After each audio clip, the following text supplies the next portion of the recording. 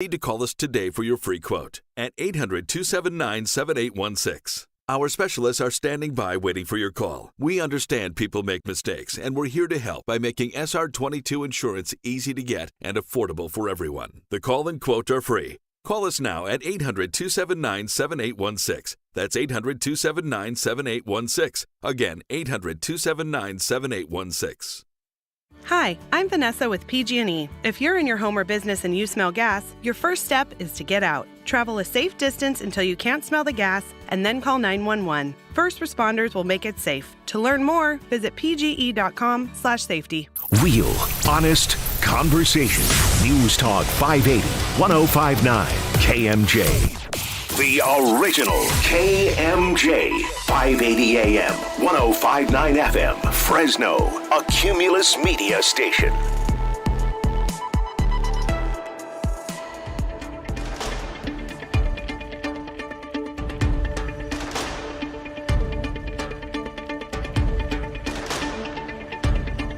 Sunny and 63 at Radio City. It's 2 o'clock. I'm Liz Kern in the KMJ newsroom. Fresno County Sheriff's deputies are asking for the public's help locating a missing at-risk man.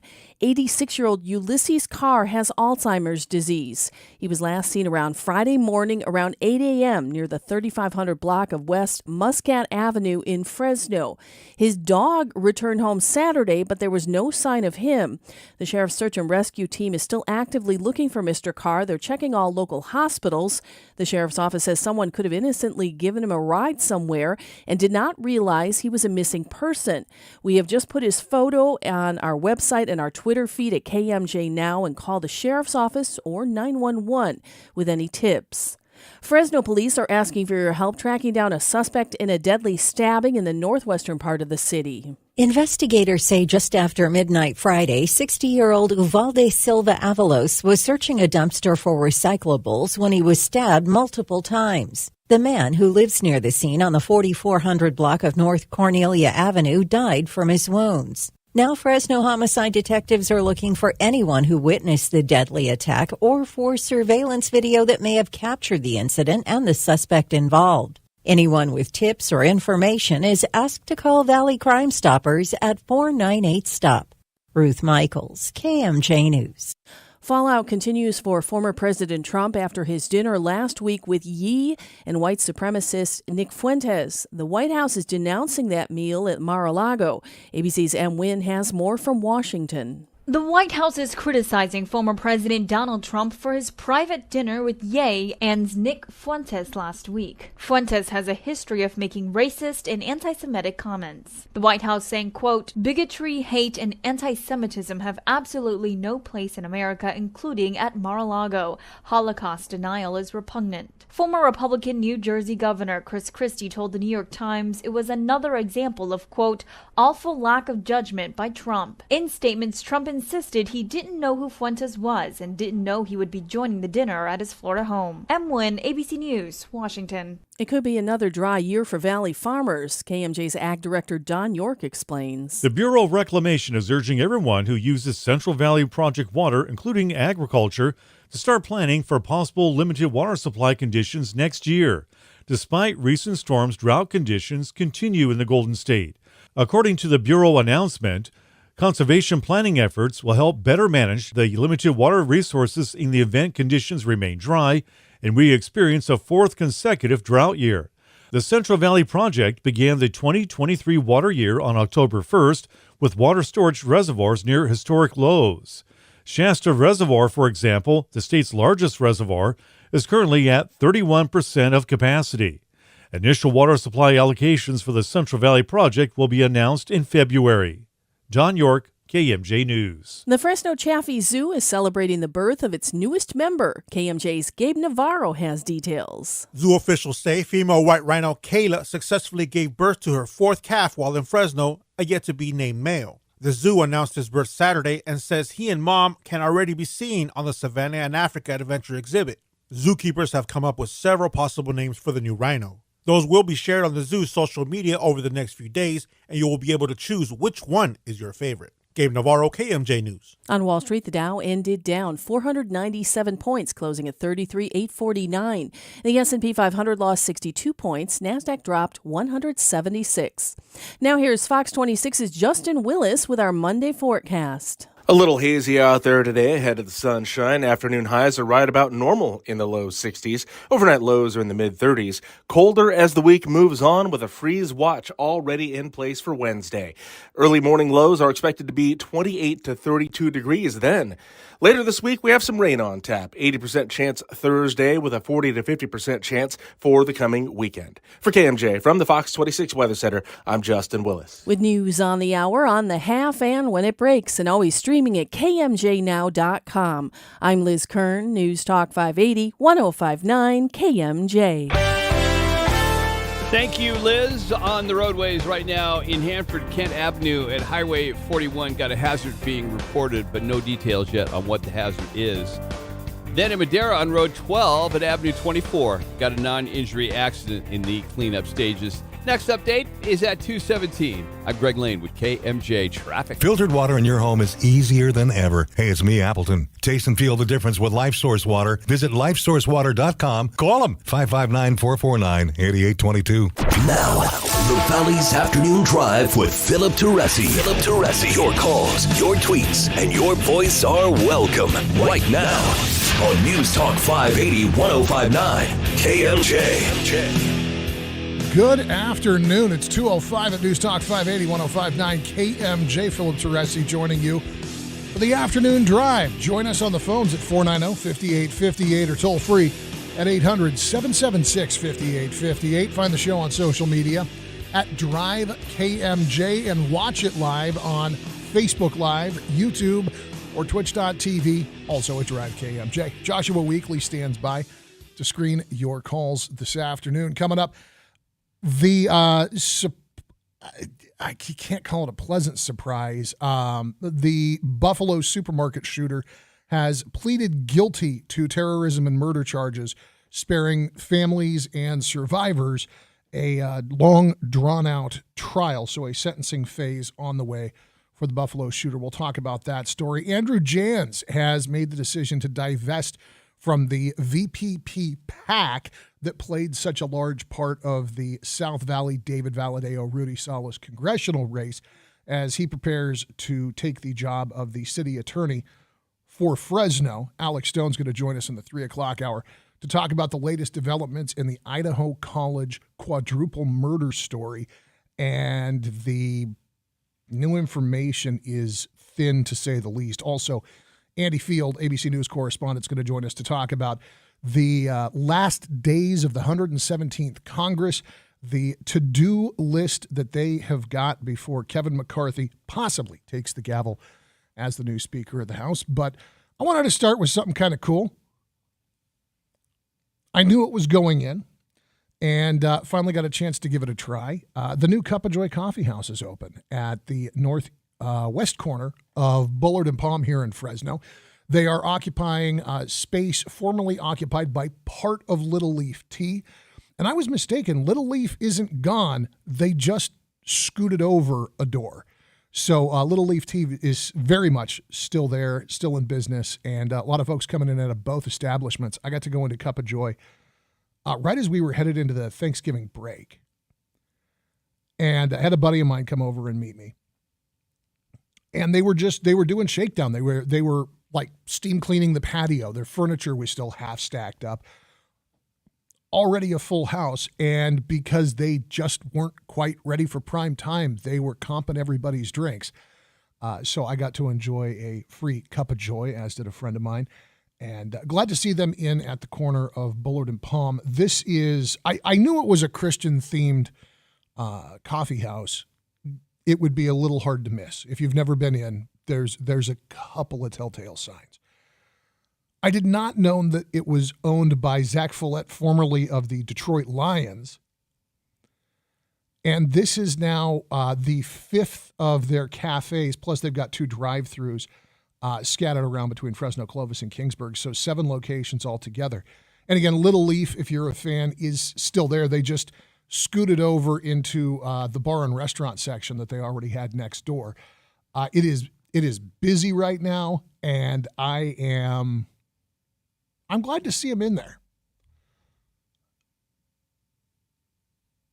I think that of all the stuff that I saw floating around the shop, besides, the coffee and food,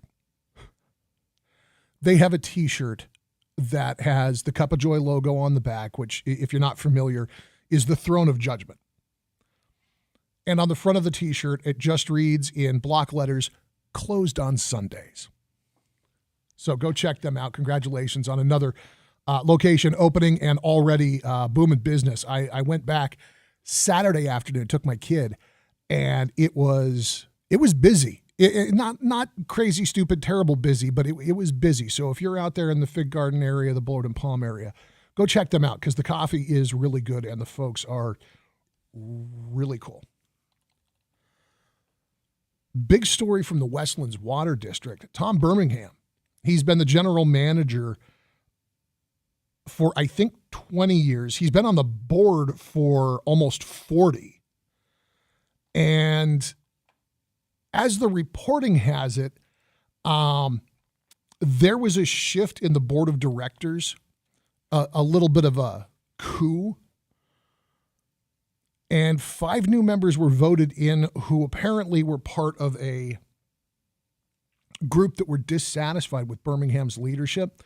And so they had already started the process, it sounds like, of inviting him to retire. And so he has made the announcement. He actually made it right at the end of the day, Wednesday, as we were getting ready to head into the Thanksgiving break, saying, quote, "I'm retiring with extreme pride in the things Westland has accomplished over the last 2 decades." He's going to step away at the end of the year. And the details are floating around. Apparently, the contract that he's in, he's entitled to be paid through the conclusion of the contract. So he's going to get a tiny little severance there. That might have been one of the points of contention that put this new board election over the edge, though, because the contract it's a healthy chunk of money. And it looks like his severance, should he leave at the end of the year, is going to total over $600,000.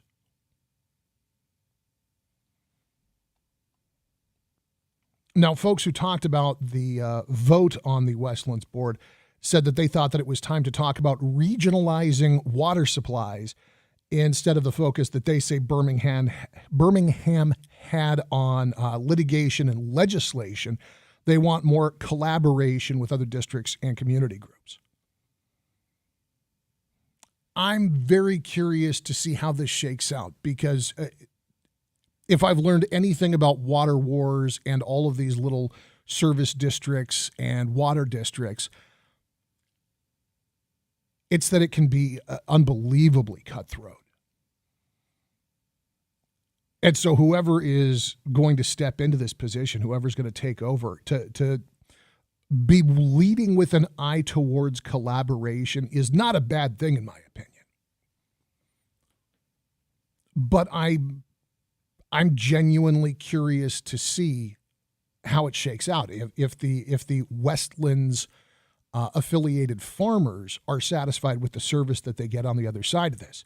You don't hang on to a position like this for as long as Birmingham did without kicking butt, without meeting people's needs. Now, nobody stays in a job forever, except Dianne Feinstein.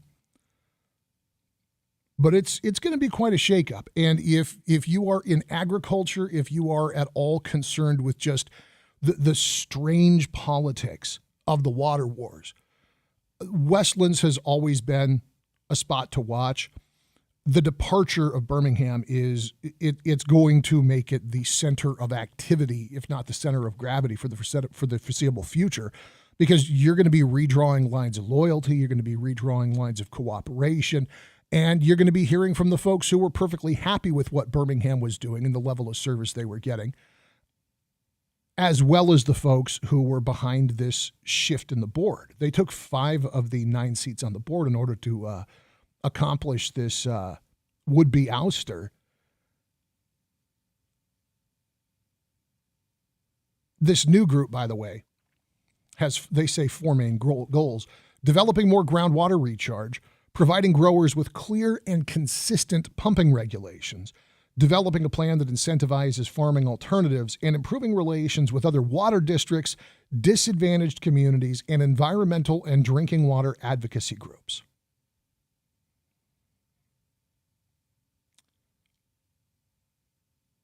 To my uneducated ears, those first two sound an awful lot like common sense. That sounds to me like a reasonable plan of action, a reasonable course for any water district.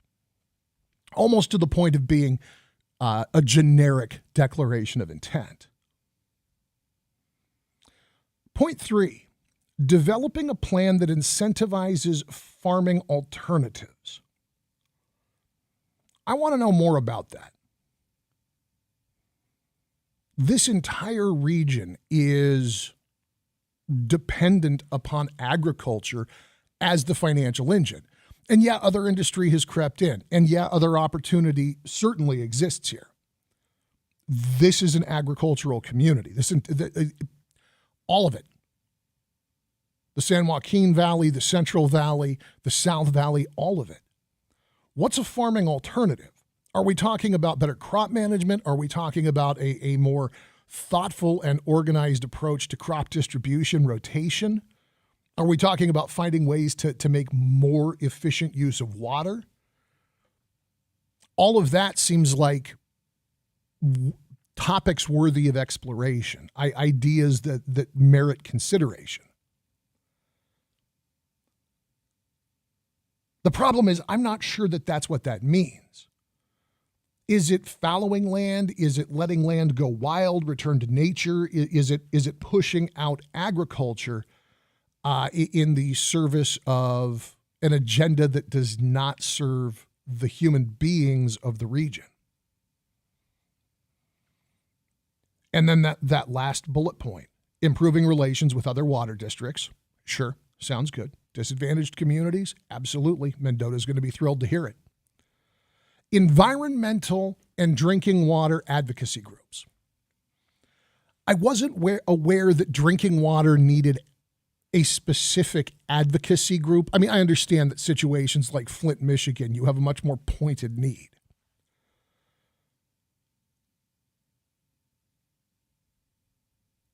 Is this a group that is going to play games with equity instead of good business? Who's going to talk about a redistribution of resources based upon lines that have nothing to do with productivity, experience, land management, and have everything to do with politics? I don't know, because there isn't the level of detail that I would have coming from the reporting so far. And this group, this caucus that has led to Birmingham deciding that it's time to step away, I'm curious to see what they have to say. I'm curious to see if they continue to present the unified front that they're going to need to present if they're going to meet any of these objectives. Because when you push out somebody with the kind of institutional memory that we're going to see step away from Westlands, there's already a curve to just get back up to sea level, so to speak. If you start introducing stuff that has nothing to do with good farming, good business, I don't know how long this lasts. Certainly more to come. It's the Afternoon Drive at News Talk 580, 105.9 KMJ. Coming up later on, Alex Stone from ABC News is here to get us the latest on the Idaho college quadruple murder story. Andy Field to be here as well with the congressional to-do list. And Andrew Jans is stepping away from his pack after a busy midterms to clear the path to accepting the job as the Fresno City Attorney. We'll talk about that when we get back on the Afternoon Drive on KMJ.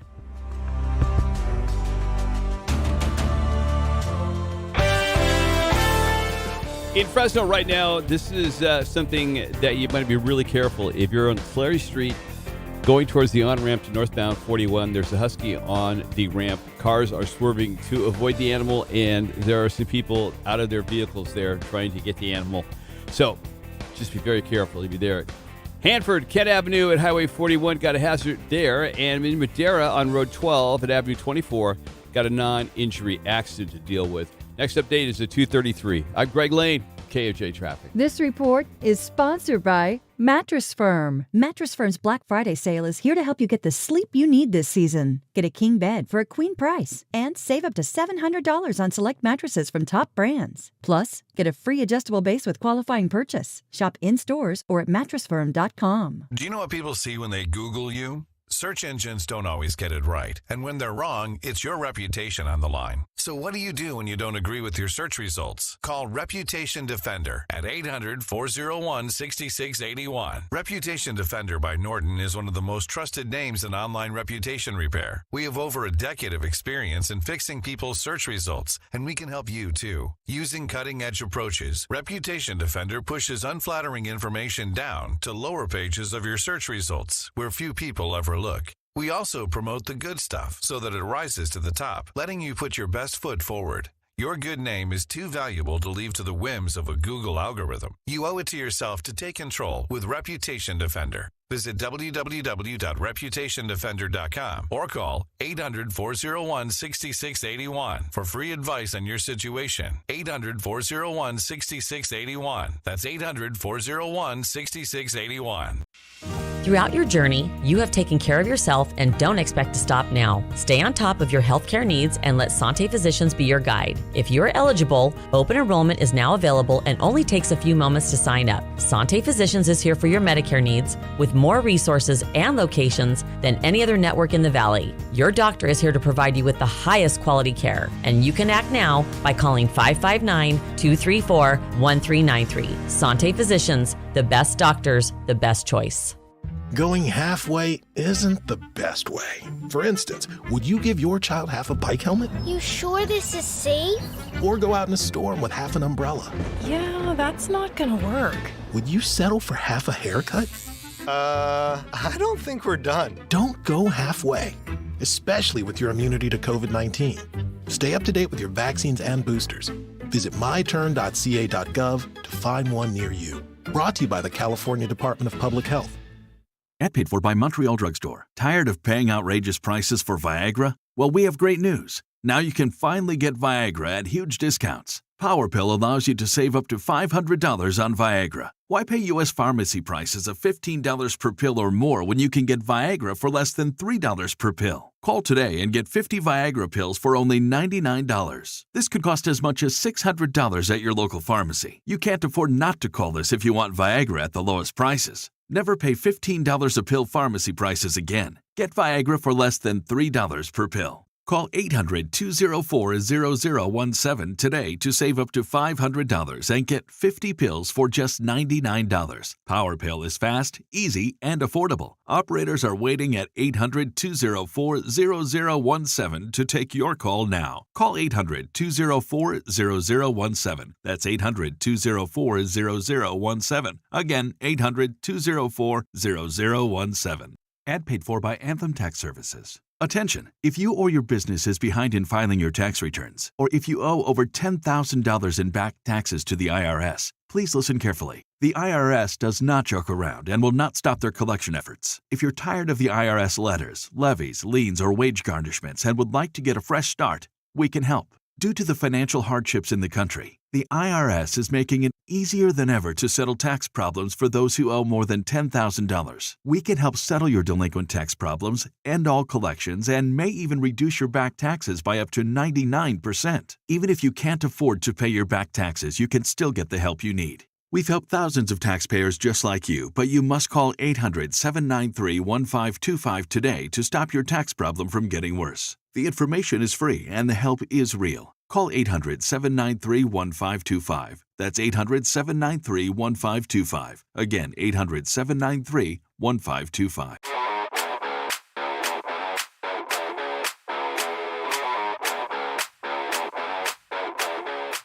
It's the afternoon drive at News Talk 580, 105.9 KMJ. My name is Philip Teresi. Appreciate you hanging out this afternoon. Phone's open for your calls, 490-5858 or 800-776-5858. We'll check in on the Georgia runoff election a little bit later this afternoon. Early returns seem to be surprising all of those prognosticators whose job I thought it was to give us an accurate prediction of what was coming down the line. The Merriam-Webster word of the year is in. I am very curious to see if this doesn't become one of those, you know what I'm talking about, those turns of phrase that get over-incorporated into all kinds of reporting to the point where it becomes like this cliched shorthand. And I'm thinking of my one of my pet peeves is calling storms that happen to be occurring anywhere to the north and east of Arizona a nor'easter. As I understood it, a nor'easter was like once in a century, king hell daddy, everything's getting blown down, seawalls are being washed over. You know, everybody's, you know, even the Maine lobsterman who's been doing it his entire life is going inside and seeking shelter kind of storm. And every weathercaster in the national media now refers to even a slight drizzle with a little bit of wind as a nor'easter 3, 4, 5, 6 times a year. The other one that pops into my head, quid pro quo, which, if I recall, really maxed out in the media right around the time the story broke that Donald Trump was looking to Vladimir Zelensky to investigate Hunter Biden's deal with Burisma because of his concern that there may have been some sort of unlawful influence peddling. You remember there was a story like 800 days ago in the New York Post about a laptop that was completely fake and full of Russian forged. No, that was real, wasn't it? But everybody was referring to it as a quid pro quo, quid pro quo. Donald Trump's withholding aid from a friendly foreign nation until they do the thing that he wants, quid pro quo. I have to wonder, will gaslighting become one of those things? Or does it fall more into the category of the people who appropriate the language of mental health to describe personality quirks?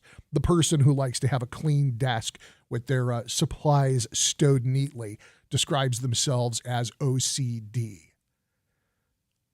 The person who has a hard time interacting socially, who's a little bit awkward because instead of playing sports, they read comic books all the way through high school, and now they're on the spectrum. I feel like one way or another, despite Merriam-Webster describing it as the word of the year for 2022, we have not yet peaked on gaslighting. But right now, in a totally unrelated train of thought, Andrew Jans is stepping away from the board of the Political Action Committee that he founded, the Voter Protection Project. This is directly related to his decision to accept the job as Fresno's new city attorney.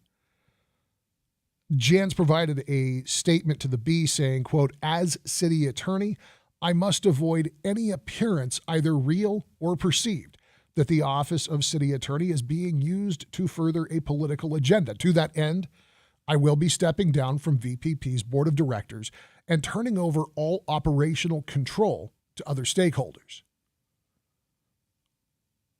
Now, the VPP PAC was one of the major reasons that was cited by Councilmember Bredefeld as motivating his no vote on Andrew Jans' appointment to the job. Bredefeld said that had Andrew Jans continued with the PAC, it would have raised issues. And Dr. Bredefeld is absolutely right. He said, quote, "When you're involved in a PAC advocating for and against political candidates, it's inconsistent with being an independent city attorney. The two don't work. You are either involved in politics or you're a city attorney." But Bredefeld also says he is now more inclined to vote in favor of Jans' contract because he has removed himself from the PAC. There's still the question of the lack of municipal experience, but Bredefeld says he believes Andrew Jans is a bright guy and he'll do a good job. I agree. Andrew Jans is a bright guy.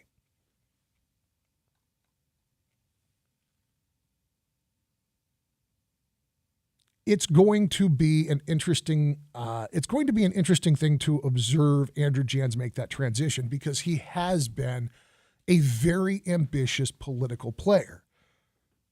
Besides being a prosecutor in the district attorney's office, Jans has run against Devin Nunes. That was a hell of a mountain to climb for a first outing. And while obviously he didn't defeat Nunes, he made a little bit of a name for himself. He definitely generated some credibility on the left for having made not a successful run, but a noticeable one. And then again, in the mayor's race, he got in there, he slugged it out. His credibility with the folks on the left, the check writers on the left, has only been improved by his efforts to get elected. And the VPP, the Voter Protection Project PAC, was a great opportunity for him to take that fundraising skill and turn it into something possibly more effective than his political aspirations. I believe that a good attorney is capable of advocating for their client, aside from whatever their personal proclivities may be. Can you imagine trying to find a defense attorney for some of these stories that turn up in the news if you weren't possessed of the skill, if you weren't taught the skill to compartmentalize your personal feelings against the client that you have been chosen or hired to represent? Jans is a good attorney. He's a great attorney. He's a fine prosecutor. And I have no doubt in my mind whatsoever that he will be able to learn what he needs to about municipal law, simply given adequate resources to do so. He's not a dummy. I do not think that the political aspirations are at an end. I do not think that his interest, even if he does, and I think that he will, step away from politics entirely while he occupies that office, I don't think that that's a permanent thing for Andrew Jans. I do think that this is a stepping stone job, and there's nothing wrong with that. I'm curious to see how the city council votes when his contract goes up in front of the council on December 1st. Right now, the proposed salary in the contract is $240,000 annually, and until the city council votes on December 1st, Mr. Jans has declined any further interviews. More to come right now. It's time for an update of headlines with Liz Kern in the KMJ Newsroom. KMJ News now. A white supremacist will spend the rest of his life in prison for killing 10 black shoppers and workers in a Buffalo grocery store last May. Garnell Whitfield's mother was shot and killed in that supermarket. He was watching the court proceedings. The justice would be in what happens to our community and what happens to our people, that we are treated equitably, that we are recognized as human beings and treated accordingly by America. That's the justice I seek. 19-year-old Peyton Gendron pled guilty today to murder as a hate crime, and hate-motivated domestic terrorism charges, which carry an automatic sentence of life without parole. A 60-year-old Fresno businessman was arrested today on charges of running a $4.2 million Ponzi scheme, as well as receiving a fraudulent pandemic loan. The indictment charging Royce Newcomb with 5 counts of wire fraud and 1 count of money laundering for running Ponzi, COVID-19 benefits, and other fraud schemes through his company, Strategic Innovations, LLC. If convicted, Newcomb faces up to 30 years in prison and a $250,000 fine for each of those wire fraud and money laundering counts.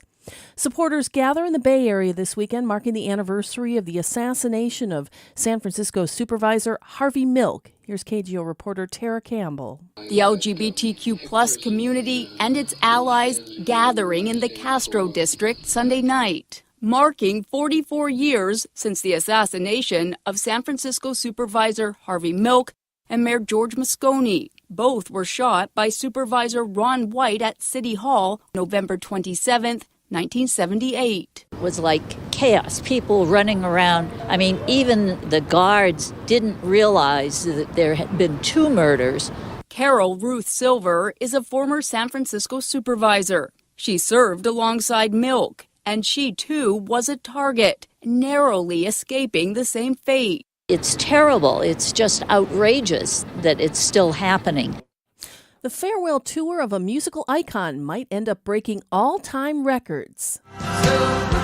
Elton John's Long Goodbye could end up being the highest-grossing tour of all time. The U.S. leg just finished this past weekend with shows at Dodger Stadium in Los Angeles, bringing total earnings so far to $750 million, according to Billboard, just $26 million shy of the all-time champ Ed Sheeran's Divide Tour, which wrapped in 2019. But Elton John still has about 50 dates left, meaning the record should be his sometime early next year. He heads to Australia and New Zealand in January. Jason Nathanson, ABC News.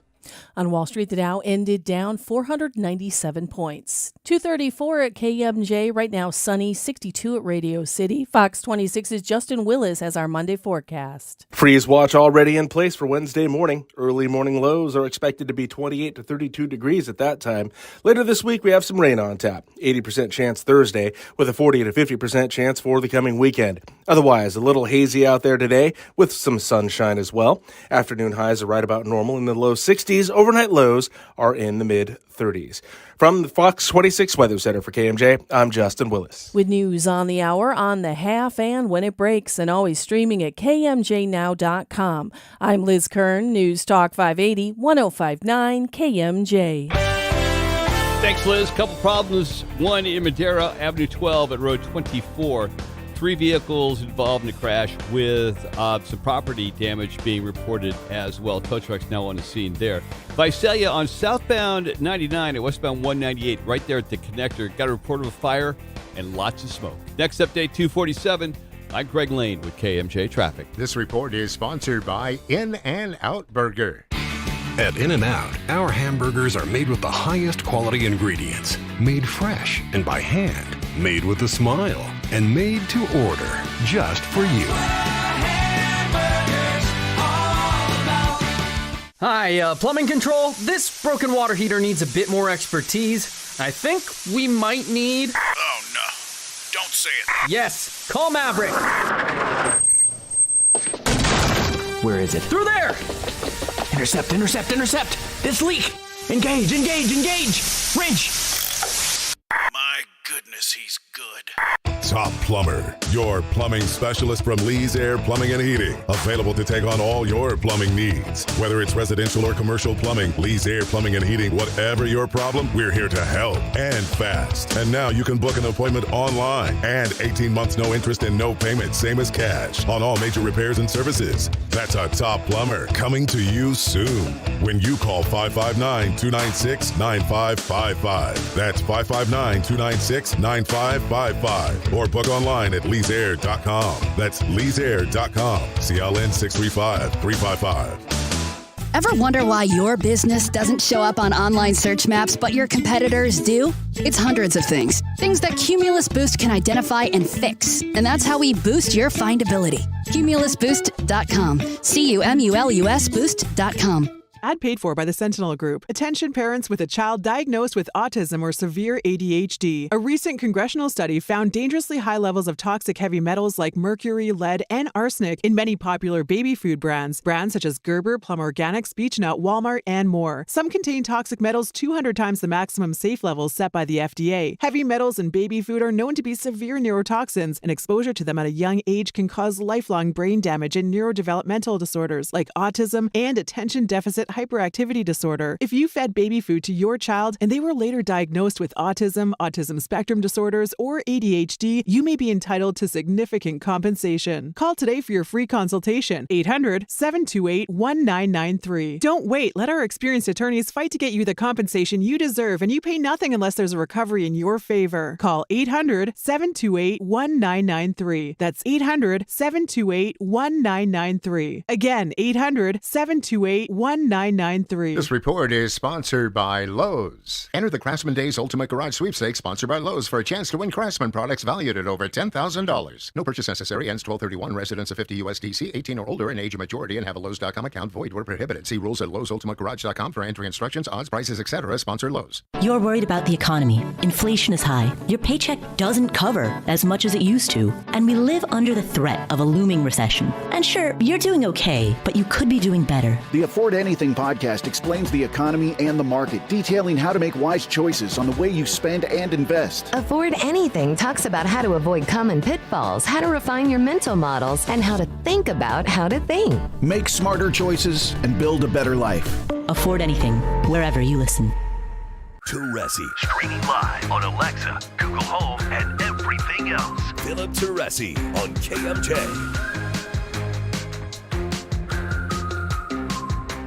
On the way after the top of the hour news, Alex Stone from ABC News is going to join us to talk about the latest developments in the Idaho college quadruple murder story.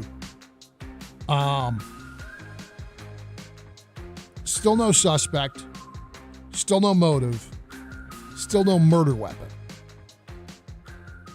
This is one of the strangest, scariest, saddest stories that we've seen in years, it seems like. And it is affecting everybody in that town. People are feeling uncertain, unsafe. You're seeing a level of suspicion.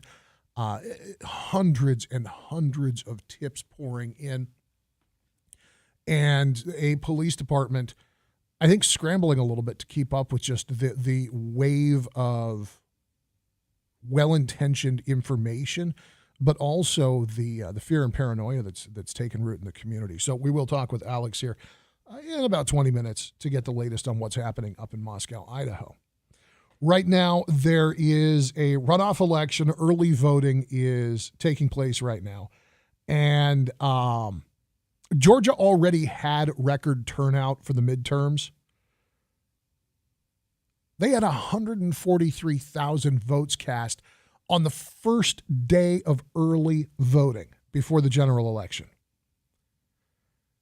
And now they're saying more Georgians voted Sunday than on any Sunday in the 2018, 2020, 2022 general elections, or in that 2021 Senate runoff that, of course, tipped the Senate into the hands of the Democrats.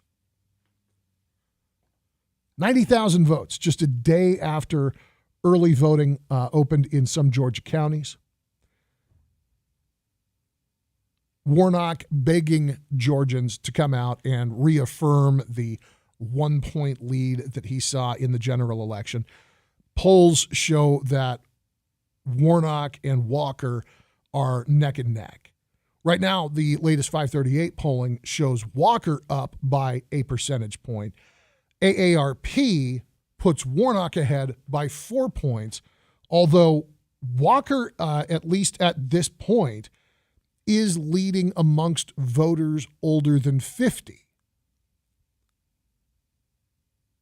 Now, as of the week after the midterm election, Warnock had 3 times as much money ready to go as did Herschel Walker.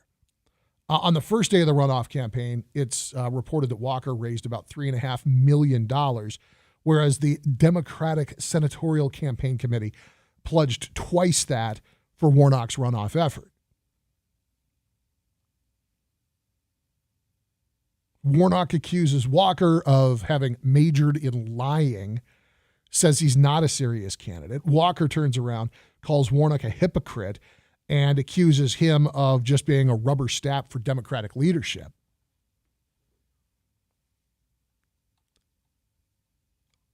I think the most interesting thing about the race is how uninteresting the race is ultimately going to prove to be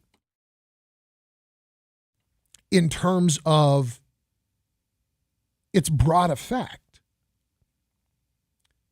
If Warnock wins this thing, it gives the Democrats a natural majority. It gives them 51 seats. If Herschel Walker wins this thing, it gives the Democrats the majority by virtue of the Senate president being the vice president, being Democrat Kamala Harris. I think the consequence here is, more than anything, it's psychological. The interest here has almost nothing to do with the actual policy positions of these two, so much as it does the messiness of the campaign. And a lot of that is on Herschel Walker's shoulders. I continue to maintain I do not think that the guy's a good candidate. I do not think that that's who the Republicans should have put up on a Senate seat. But that's just me, I guess, indulging in a little snobbery here.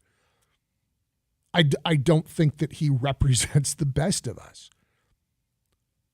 To be fair, I don't think Warnock does either, but I think Warnock at least understands how the body functions, whereas I think Herschel Walker, other than being a hell of a football player, seems to be just kind of a tourist in all other things. You look at this law enforcement nonsense that came up, where he was walking around with a presentation badge, a toy badge, flashed it at a debate, is carrying it when he's going into interviews, talking about his long history with law enforcement. It's just a very strange choice for an adult. Likewise, the allegations that have been put up against him, the first allegation, that first woman who popped up, who had a signed card and a canceled check and a credible story, I think that Walker has to own up. I think he has to acknowledge that he's being hypocritical, even if only to say, I have had a change of heart. After much prayer, after much thought, I have come to realize killing an unborn child is wrong. The second lady to pop up, the fact that there has been so little said, so little presented about it, makes me wonder if it isn't just an act of piling on. Walker's gracelessness in dealing with both, his inability to confront this stuff, it concerns me a little bit, because I think that the accusation that Warnock may turn out to just be a rubber stamp for Chuck Schumer and friends, it's a reasonable criticism. I think that it's a fair argument to enter. If Herschel Walker doesn't know what he's doing, if he doesn't understand how the body functions, if he doesn't really understand the power and the influence of the office, I'm not sure that he is ultimately any great help. I mean, I guess it's one more seat, and so go team. But it doesn't change the outcome of votes in the Senate. Not significantly, not in any important way. If there's anybody who's got to be praying on bended knee for Herschel Walker to make it, it's got to be Manchin.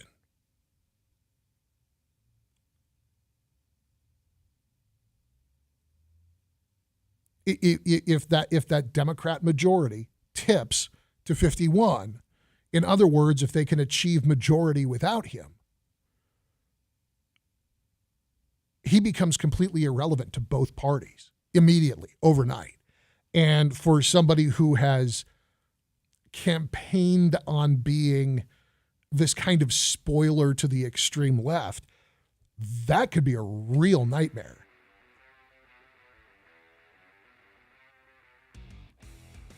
We are still a week away from having anything even resembling results in this race. The prognosticators on both sides want to call it for their team, and at this point, it is too close to call. But as an interesting exercise in what's Georgia doing, we continue to keep an eye on it. When we get back, we'll talk about the Buffalo supermarket shooter. He has pled guilty to a raft of charges. I don't know if you can call anything involving the trial of a mass shooter good news, but it may be a blessing that these families and these survivors don't have to sit through with what would have undoubtedly been months of a months-long trial. It's the Afternoon Drive at News Talk 580, 105.9 KMJ. Stick around.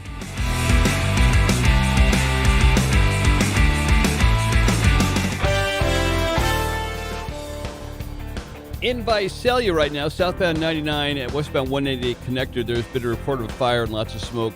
The fire and smoke are now gone. Things are back to normal. In Madera, Avenue 12, Road 24, 3 vehicles involved in an accident and property damage is reported. Our next update is at 3:03. I'm Greg Lane with KMJ Traffic. This report is sponsored by Cal Recycle. Californians are recycling smarter to fight climate pollution. Join the food fight by recycling food scraps in the food and yard waste bin. For more recycling tips, go to iRecycleSmart.com. Do your part. Recycle smart. You can't always invite everyone to your holiday table, but you can give the perfect gift. And for some, the perfect gift is a meal on the table. By donating just $1, Central California Food Bank can provide up to 4 meals for those experiencing hunger in Central California. Donate now at ccfoodbank.org. Going halfway isn't the best way. For instance, would you give your child half a bike helmet? You sure this is safe? Or go out in a storm with half an umbrella? Yeah, that's not gonna work. Would you settle for half a haircut? I don't think we're done. Don't go halfway, especially with your immunity to COVID-19. Stay up to date with your vaccines and boosters. Visit myturn.ca.gov to find one near you. Brought to you by the California Department of Public Health. Throughout your journey, you have taken care of yourself and don't expect to stop now. Stay on top of your healthcare needs and let Sante Physicians be your guide. If you're eligible, open enrollment is now available and only takes a few moments to sign up. Sante Physicians is here for your Medicare needs with more resources and locations than any other network in the Valley. Your doctor is here to provide you with the highest quality care, and you can act now by calling 559-234-1393. Sante Physicians, the best doctors, the best choice. Well, this is really unusual. The Black Friday weekend clearance at Fashion Furniture goes through today till 7 o'clock tonight. Yeah, this year we extended all of our best offers an extra day. Our warehouse is packed. We're truly overstocked, making this an excellent time to save. Discounts on every item are clearly posted for easy shopping today, and 0% financing is available to help you save even more. By the way, a few of those selected items at half price are still available. Come and see. It's the final day of the 62nd annual Black Friday clearance at Fresno's Fashion Furniture. And if for some reason you have never been into this store before, well, today'd be a great opportunity to see what the hubbub is all about. Check out hundreds of the most amazing decorating ideas and discounts on all the best-selling names, and who knows, you'll probably find that perfect piece that you didn't even know existed before today. We're here until 7 o'clock tonight. Fashion Furniture on El Paso, across from River Park. Attention! Did you or a loved one live at or near Marine Base Camp Lejeune in North Carolina between 1953 and 1987? If so, listen closely for this important legal announcement. From 1953 to 1987, Marines and their family members at Camp Lejeune drank water that was contaminated with hazardous toxins. The toxins found in the water at Camp Lejeune may cause health issues, especially later in life. Types of health issues associated with water at Camp Lejeune are numerous. If you or a loved one lived near Camp Lejeune between 1953 and 1987, you may be entitled to substantial financial compensation without going to court. Even if you were turned down in the past, a new law can allow you to file a claim today. If you or a loved one spent time near Camp Lejeune, call the Negligence Network to find out if you're eligible for financial compensation. There's no fee unless we win your case. Call 1-800-600-5536. That's 1-800-600-5536. 1-800-600-5536. There's nothing like hearing the songs you love on local radio with no subscriptions and no monthly fees. But there's a new bill in Congress that could stop the music. If passed, this bill would tax your local radio station simply to play the music you love. Text LOCAL to 52886 and ask Congress to support local radio stations. Help us keep you connected to the music, local news, weather, and traffic that you need each day. This message furnished by the National Association of Broadcasters. KMJ Radio. Streaming, social, smart speakers, on demand, online, anytime. You're always connected with KMJ. KMJ. Rolling up on 3 o'clock. It's News Talk 580, 105.9 KMJ. After an update of headlines with Jim Miller in the KMJ newsroom, we're going to talk with Alex Stone from ABC News. An update from Idaho on the quadruple murders. No weapon, no motive, no suspect. Maybe a short conversation with Alex. We'll find out about 3:05 on the afternoon drive on News Talk 580, 105.9 KMJ. I'm not going to repeat this guy's name a lot, but just so that we're clear about who we're talking about. When I talk about the Buffalo supermarket shooter, I'm referring to Peyton Gendron, the guy who murdered 10 black folks at a Tops supermarket in Buffalo. As he's pled guilty, I believe I can now call him the racist murdering dirtbag without having to tack it allegedly on there. The racist murdering dirtbag pleaded guilty to 15 charges in all, including domestic terrorism motivated by hate, murder, and attempted murder. There are federal charges still pending, some of which carry the possibility of the death penalty. As to this pleading, his sentencing is now scheduled for the 15th of February. And in New York State, domestic terrorism motivated by hate carries a mandatory life sentence. His parents released a statement following today's hearing. They said, quote, "We remain shocked and shattered to learn that our son was responsible for the hideous attack at the Tops grocery store on May 14th. With today's plea of guilty, he will be held accountable for his actions. Our hearts are broken over the devastation he caused to the innocent victims he killed and wounded, their families, and the African American community in Buffalo and beyond." According to the indictment that was filed by the Erie County District Attorney, the racist murdering dirtbag fatally shot 10 black people because of their race. Erie County DA John Flynn, after the hearing, said, "Thank God the families and the victims who survived this and the community don't have to endure a long, protracted trial. Nothing will ever bring back the 10 beautiful people who lost their lives on that day. This past Thursday on Thanksgiving, there were 10 empty chairs at the Thanksgiving dinner. I can never provide full closure. There's never going to be full closure for these families." Now, it is said that Gendron, the racist murdering dirtbag, illegally modified his gun, spent time practicing his shooting at state parks out in Broome County, and wrote 180 pages of racist screed that contained the names of past mass shooters that he admired. There's been a lot of stuff that he said online that's also been linked back to him. I am glad that the families and the survivors don't have to sit through this trial. I hope that whatever the worm in his brain is saying to him, it includes taking a guilty plea and accepting his fate on the federal charges. I don't know if federal prosecutors will allow that if they're going to go for the death penalty, but time will tell. It's the afternoon drive at News Talk 580, 105.9 KMJ. Headlines on the way, and then Alex Stone from ABC News joins the show. Talk about the quadruple murders up in Idaho and what police are doing as they still have no suspect, no motive, and no murder weapon.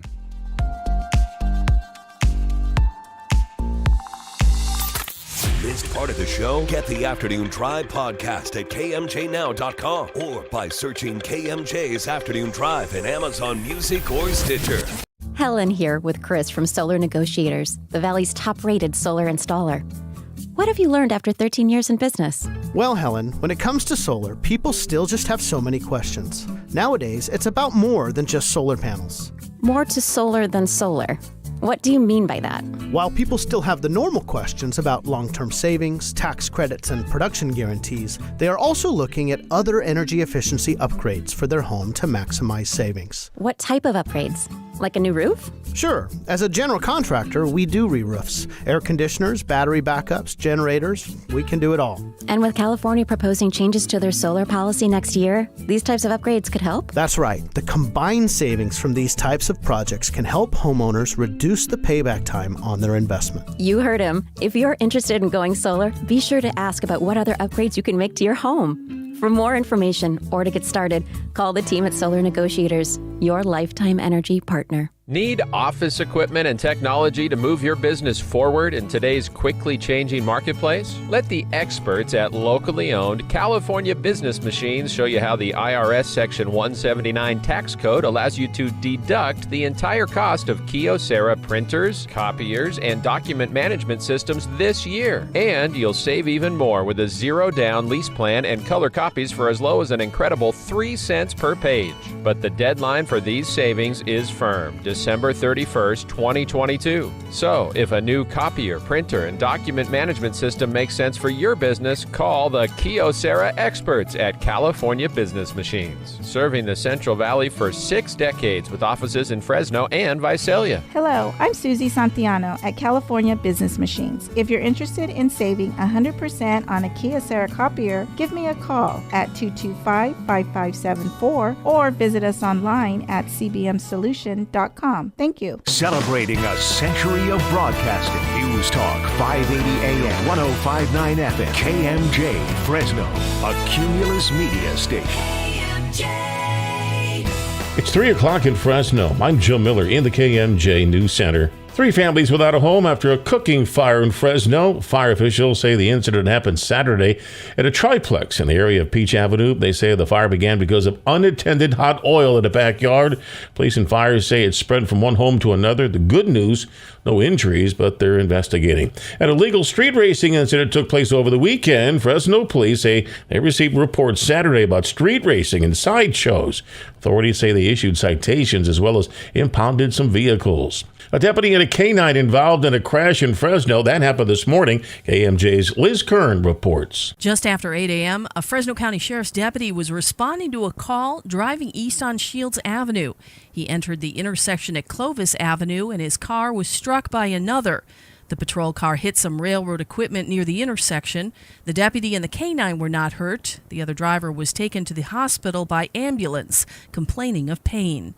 Liz Kern, KMJ News. Beware this holiday season. The Grinch is a big fan of Fresno, at least when it comes to stealing packages. A new report by the home security website SafeWise found that Fresno ranks 8th in the country for most package thefts. Report shows package thefts are up 23% from last year, with most people saying they've had an item swiped from the front of their home.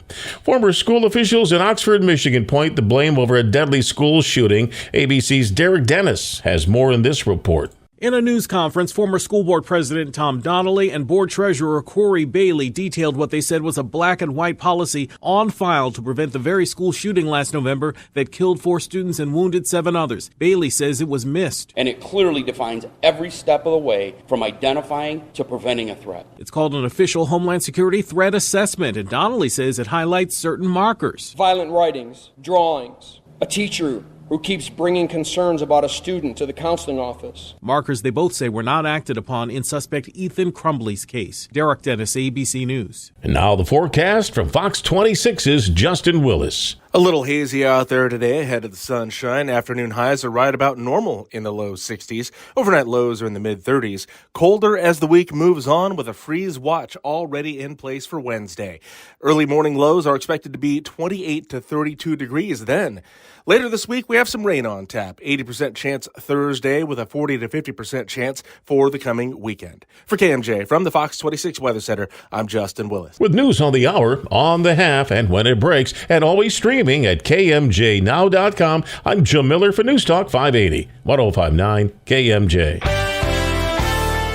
Near Prather, westbound toll house, just west of Nichols. There is a hazard in the roadway there.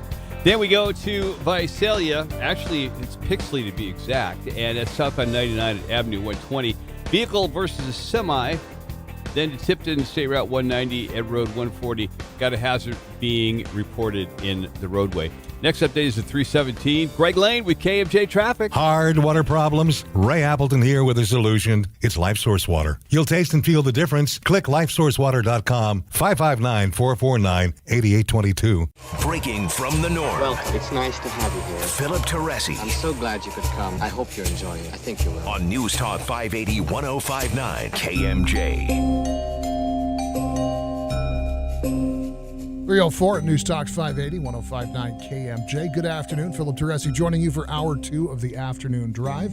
Phones open, 490-5858 or toll free, 800-776-5858. Find the show on social media at Drive KMJ or watch us live on Facebook Live, YouTube, and Twitch.tv, also at Drive KMJ. Joshua Weekly is standing by to screen your calls this afternoon. Coming up in the 4 o'clock hour, Andy Field from ABC News will be here to talk about the waning days of this session of Congress.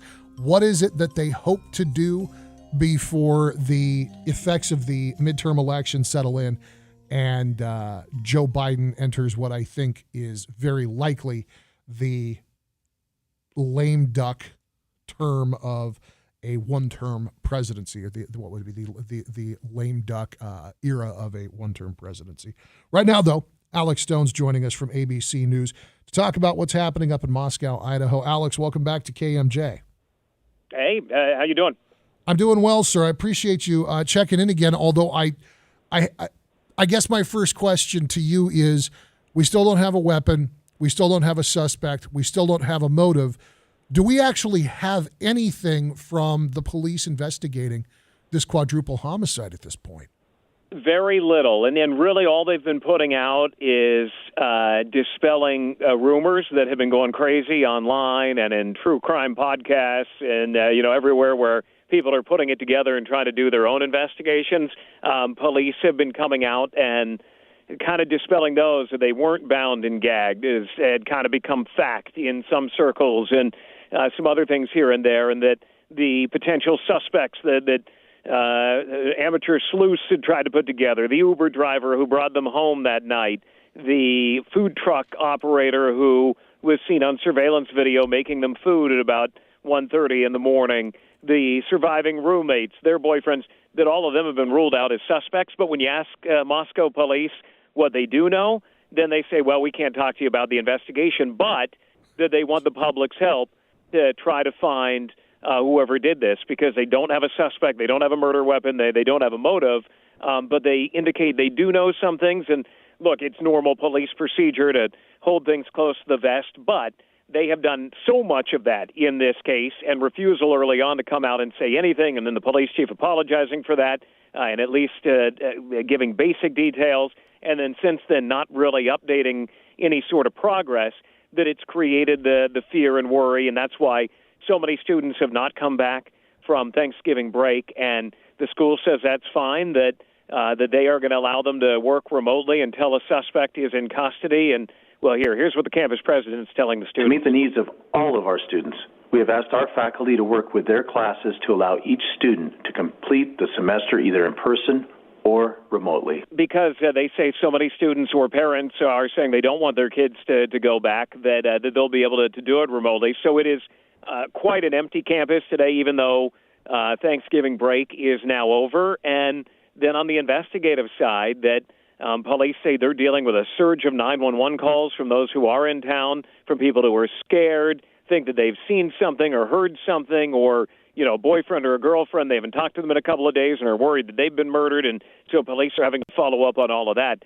Moscow police are getting help from the FBI and Idaho State Police, but Moscow police are still taking the lead, and while state police will get up to the microphones and say, hey, we want to be transparent and let you know what we know, then Moscow police get up and say, well, we're not going to say anything really, and give a lot of details on what we do know. So there has been this lack of information. I know I've seen people online saying, look, police have already said too much, and they shouldn't have said what they said. but they are appealing to the public for help, saying that they haven't gotten anywhere. And if you're going to appeal to the public, you at least have to give some details. They've given very few details, very minimal amounts, but they're saying that they need the public to turn in something because they haven't found any DNA, they don't have any fingerprints, they don't have any surveillance video. They've got nothing on how this went down, and they need help. We're talking to ABC News correspondent Alex Stone about the quadruple homicide up in Moscow, Idaho. We're now 2 weeks into this investigation, and Alex, I always hesitate to look askance at law enforcement, especially in the middle of an investigation. This town, this college town, is tiny. It's 26,000 people. I know I'm asking you to editorialize here a little bit, but is some of the confused messaging the result of a police department that simply doesn't have experience handling a case of this profile? I think they're a competent police department, but this is not something that they deal with a lot. And the police chief even apologized on Wednesday 2 weeks ago when he finally did come out. And you remember that there was first a press release put out that only said there's been a murder, 4 people killed, and there's no threat to the public. And people went crazy on campus saying, how do you say that if you have no idea who did the murder, that you're saying there's no threat to the public? And then the next day they put out a news release that gave the names of the victims and stood behind that there was no threat to the public, that they thought it was targeted. And then the question was, well, how do you know it's targeted if you know nothing about how and why it was done? And that made a lot of people really angry. And then the chief came out on that Wednesday 2 weeks ago and said, look, we can't say that there's no threat to the public because we don't know who did this and why. There is a threat to the public, but we still believe it's targeted, but we won't tell you why. Now, a lot of that may have just been on the MO of how it went down, of typically a stabbing is very personal and targeted, that this was so violent and bloody that they believe that there was something personal there, that there was no forced entry, all of that. But that's all circumstantial, and they're, the kind of general ideas of how murders normally go down, and not any real evidence that would point that way unless they have something that they're not pointing to. And so, there may be some interagency stuff going on here between state police wanting to say more and Moscow police still legally having the lead and not giving it up. But they're still leading the thing and holding news conferences and refusing to say much except for dispelling and saying that this is not true, that is not true. They've added a couple of things, like from the autopsy, that they believe that they were all asleep in bed when this went on and that most did not have defensive wounds. A couple of them did, like they woke up during it. Maybe that answers why it happened quietly and wasn't real loud and that there were so many victims. But beyond that, police aren't given a lot of, again, that came from the coroner and what they found in the medical examination. But what police have found, either they don't know a lot or they're really not showing their hand at all while they're saying that they need help from the public and not giving any indication of what road they need the public to go down and what they need to be looking at or, who they're looking for, if police know any of that, and they won't say. It seems like this is a department that's being pulled in so many directions. Even a large department, I think, would struggle with just the sheer level of scrutiny here. I've got it in a ABC News report that the Moscow Police Department have seen an uptick, not just in unusual circumstance calls, but their welfare check requests have nearly tripled since the killings. And I'm guessing that's probably families who can't get Junior to answer the phone, asking the cops to go make sure that he's not number 5. Meanwhile, they've got, I think it was almost 500 digital media submissions have been sent to the case's FBI tip page. That's a tremendous amount of data to sift through. Am I crazy to think that part of the reason we are seeing such stilted messaging is because there is a piece of information that will verify to the police that this is the bad guy, this is somebody who knew that crime scene? Yeah, no, all those 911 calls they're getting, that just shows you the worry in the community right now. The people are so on edge. Those who are there, businesses have been shutting down early before the sun goes down. People here see something and they call 911, and that means you got to send a patrol officer out there to check out every single one of those.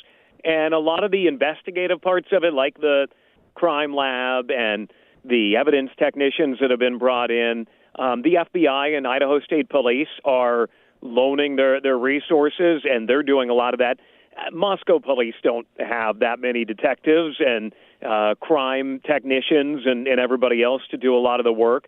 So a lot of that is coming from other agencies.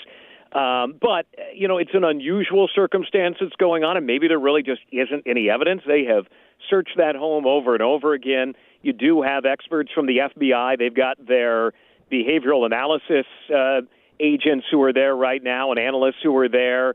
Think of the TV show Criminal Minds, where they come in and try to come up with a image of, based on what they know, who this person probably is. And so they're all working it. There are a lot of experts who are on it.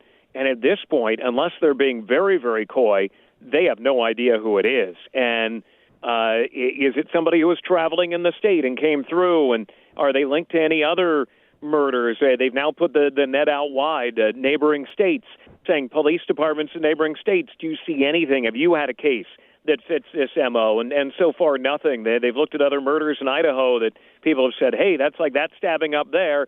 They say so far they don't see any connections, but they're going down that road as well and trying to figure out if this could have been linked to any other cases. But typically, an attack like this would be very personal in some way, so it could end up being somebody closer to the victims than we know right now, or maybe it's some kind of killer who was driving through. They don't know. Alex, at this point, do you anticipate the most significant development in the immediate future being, whether it comes from ABC News, whether it comes from Moscow Police or the FBI, simply a timeline and a fact check page to put a little cold water on some of I think of the true crime podcasters and some of the crazy ideas that they come up with, just to help the general public understand, look, there's things we know and there's things we don't know, but here's what's real?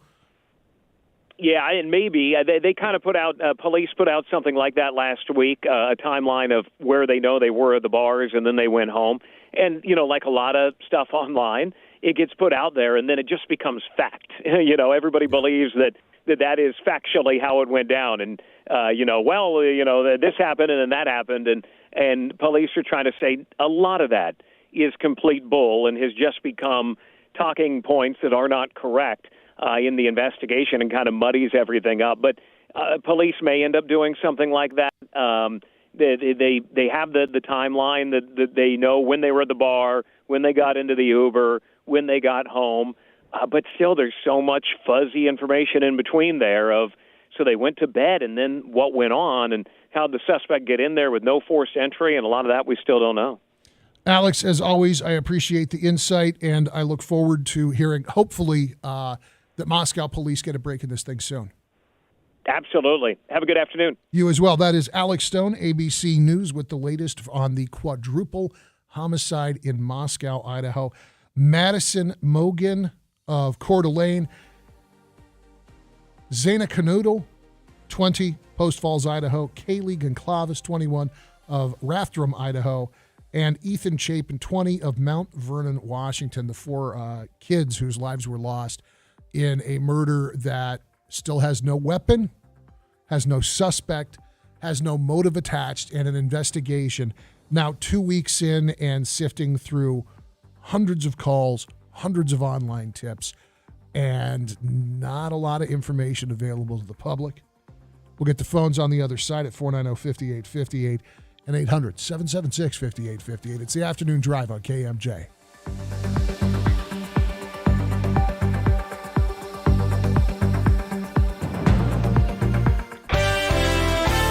In Fresno right now on westbound 180 at the Peach Avenue on-ramp. Got a crash there. Unknown at this point if there's any injuries. In Pixley on southbound 99 Avenue 120, vehicle versus a semi, emergency personnel on the scene. And also in Tipton, State Route 190 at Road 140, a hazard being reported. Next update, 3:33. I'm Greg Lane with KMJ Traffic. This report is sponsored by Staples Stores. Staples has you covered for all your custom printing, just in time for the holidays. And right now at Staples, you can save 60% on custom holiday cards and invitations. In-store and online offer ends 12/3. Exclusions and restrictions apply. Explore more at Staples, the working and learning store. Give the gift of good taste. At Harris Ranch Inn and Restaurant, we know that finding the right gift for family, friends, and employees can be time-consuming. We have the perfect solution. For a limited time, with every $100 gift card you purchase, you'll receive a complimentary $20 bonus gift card. We've taken the hassle out of the holidays by making this option available online at harrisranch.com or visit us in person, and one of our helpful team members will be happy to assist you in purchasing the gift card that keeps on giving. Some restrictions apply. Visit harrisranch.com for more details. Managing your online presence takes time, effort, and expertise. It can overwhelm even the savviest business owner. So, meet Cumulus Boost. We're experts at boosting the online presence for businesses of every type. We make sure potential customers can easily find you and really like what they find. Your website, online listings, consumer reviews, and more. Cumulus Boost, online at cumulusboost.com. CUMULUS Boost.com. Exeter Kiwanis Club Spirit of the Holidays 2022. Join the Exeter Kiwanis Club for their Spirit of the Holidays fundraiser Saturday, December 3rd from 5 till 8 p.m. The Exeter Kiwanis Club Spirit of the Holidays event has become one of the premier wine tasting events in the Central Valley. Enjoy a great evening of premium wines, craft whiskeys, hors d'oeuvres, a live and silent auction, and raffles. Tickets for the Spirit of the Holidays event are $75 each. Get tickets online at exeterkiwanis.org. Diabetes, high blood pressure, anxiety meds, everyone's on them. If you're a 50-year-old male, maybe a bit porky, and you may even have type 2 diabetes, $1 million of term insurance may only cost you about $200 a month. Call Term Provider. Speak with Big Lou at 800-777-1979. Big Lou will find a term life policy for you even if you have type 2 diabetes, are overweight, or have high blood pressure. Term Provider has helped thousands of people like you who think they can't afford term life insurance. To buy $1 million of affordable term life for you, all you need to do is call Big Lou at 800-777-1979. Lou will make sure the scales are tipped in your favor. Call 800-777-1979. Big Lou will answer your call and work to fit you into a term life policy that you can afford. Remember, Big Lou's like you. He's on meds, too. Call 800-777-1979. 800-777-1979. Ad paid for by the Sentinel Group.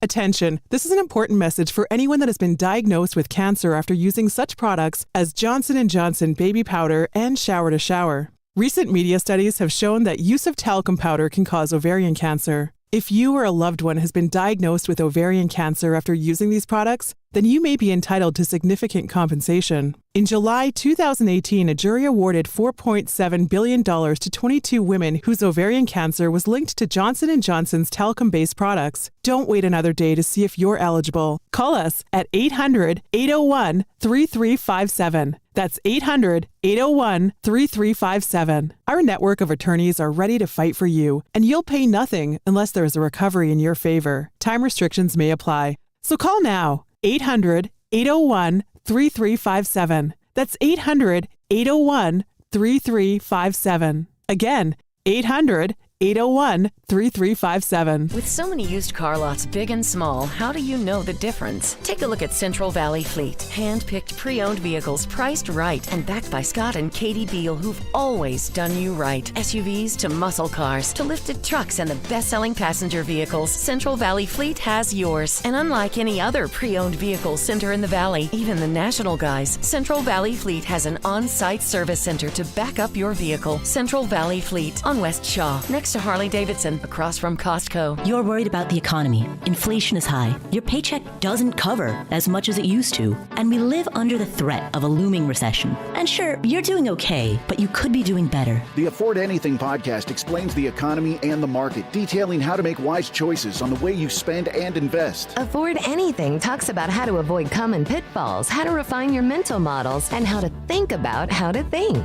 Make smarter choices and build a better life. Afford Anything, wherever you listen.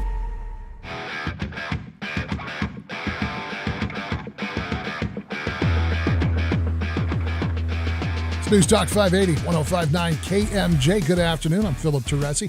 Thanks again to Alex Stone from ABC News for joining us to talk about the slow process of investigating this quadruple homicide up in Moscow, Idaho. A very small-town police department getting help from the FBI and the state police and still having a difficult time with messaging and possibly even with sorting through just the sheer volume of tips and information coming in. As yet, no suspect, no motive, no murder weapon have been acknowledged. And this investigation has been, I think, very difficult for that entire community, looking at the uptick in welfare check calls in particular. This time last year, they got a dozen of those calls. They're at 3 times that number this year. And the suspicious activity, hey, there's something going on, I think you should know about it calls. That's also jumped up a lot, which is completely understandable when you go from a message of this was a targeted thing and we are confident that there is no danger to the community, and then have to walk that back and say, we don't know what happened and there may in fact be real danger. Linda joins us at 490-5858. Linda, welcome back to KMJ. Good afternoon. Good afternoon, Phil. I was listening to Alex Stone, and I've been watching a little bit of this, and I thought it was in California, but it's in Colorado, Moscow, Colorado. Idaho. I think that Idaho. Okay, Idaho. Yes, ma'am. I believe that this man is a serial killer. It's one man. He picked these people, the college students, just because, and I believe that he's not in that area. I believe that he's coming from Oregon, and he lives out in the forest. He's a monster, and he goes around picking people and killing them, and I think that they're going to find him in Oregon, somewhere in the forest. Linda, it's an interesting theory, and right now there really isn't any evidence to contradict that. Where did you come up? Where did you come up with Oregon? Because there were some people that were killed there as well, like that, and then there was the couple that scared him away. The husband, and then there was a dog that was brutally killed and his skin was taken. Yeah. And I'm looking at all of this and putting it together, and I'm thinking that this is one guy that's really whacked. He's a monster. He picks people wherever he goes, and he goes and he murders them. He gets a joy out of doing that. He's a serial killer. And you're not going to find any evidence. He does this everywhere, and they probably couldn't find the killer in Oregon as well. And I'm thinking that that's what's going on. So there is no threat in Moscow, Idaho right now, I don't believe. So you think that this may, in time, prove to be something more in the vein of like the Golden State Killer, where you have somebody who moved around a region committing these crimes, maybe based on convenience, maybe based on some selection criteria we don't know yet. Right. Do you think that this will be a situation like that, where it's decades later that an answer presents itself? I think that he's going to try to do this to someone else, and that someone else is going to go at him and find out who he is and call the police, and they're going to get him that way. Because he's not leaving any fingerprints or hair or anything like that I know of. Of course, the FBI is not going to come through with that, until they do their investigations and catch this guy, so as not to scare society. But I get this feeling that he's a Caucasian, blonde hair, blue-eyed. And I shouldn't be saying that because I don't want to be a target either. But I believe that he might be in the Oregon area. He lives out in the forest somewhere. Well, Linda, it is an interesting theory. And again, with the lack of evidence being shared by the Moscow police and the FBI at this point. There's nothing that has been said that suggests you're wrong. I know that they had at one point declared that the situation with that dog that you brought up, which is just horrifying, they don't believe that the two cases are related. But again, that's just one piece in a much bigger picture. And I hope you're wrong, because a serial killer who is that meticulous, who is that mindful of things like leaving evidence or selecting victims, it could take a very long time to crack a case for somebody who's that clear-headed. I hope you're wrong, but I can't just dismiss out of hand what it is you have said, because at this point, we simply don't know more. I very much appreciate the call, though. It's an interesting theory, and the specificity of it is a little bit surprising to me. But again, I think that when you look at the generally accepted understanding of FBI profiling, some of which I'm wary of, because I think that some of the generally accepted wisdom about building a killer profile is based in television programs. It is based in the CSIs and the Criminal Minds and that sort of thing. And I'm not sure that that's always based on the most comprehensive understanding of that art. That said, what little I know of it, it would seem to make sense that it's a single individual. And it would seem to make sense that it's possibly a Caucasian male. As to the rest, I simply do not know enough to answer you intelligently. But again, I appreciate the call. So when we get back, we got an update of headlines with Jim Miller here in just a minute. And when we return, Alyssa Milano. Yeah, Sam from Who's the Boss. If you were not aware of her online presence, you're going to be, because she likes to open her mouth and offer opinions and throw bombs and do all that good stuff online. And she stuck her foot in her mouth, so to speak, with her latest attack on Elon Musk. Also, we've got a story out of Madera, an officer-involved shooting in what sounds like a very difficult situation for the Madera Police Department to have navigated. We'll talk about the details that have been released in that case after this, and updated headlines with Jim Miller in the KMJ Newsroom. KMJ News now. It's 3:30 in Fresno. I'm Jim Miller in the KMJ News Center. Fresno County Board of Supervisors sharing two special vacancy notices. This means two positions open to applicants. One is the Housing and Community Development Citizens Advisory Committee, and the other is on the Fresno Mosquito and Vector Control District. Those interested have until December 9th to apply. Additional information is available on the Board of Supervisors website. Ribbon cutting ceremony takes place Monday as a new senior center opening up in Fresno. KMJ's Liz Kern reports. The new senior center is called the Link at Blackstone Community Center. Fresno's Mayor Jerry Dyer was joined by Councilmember Esmeralda Soria and others for the ribbon cutting at the corner of Blackstone and McKinley.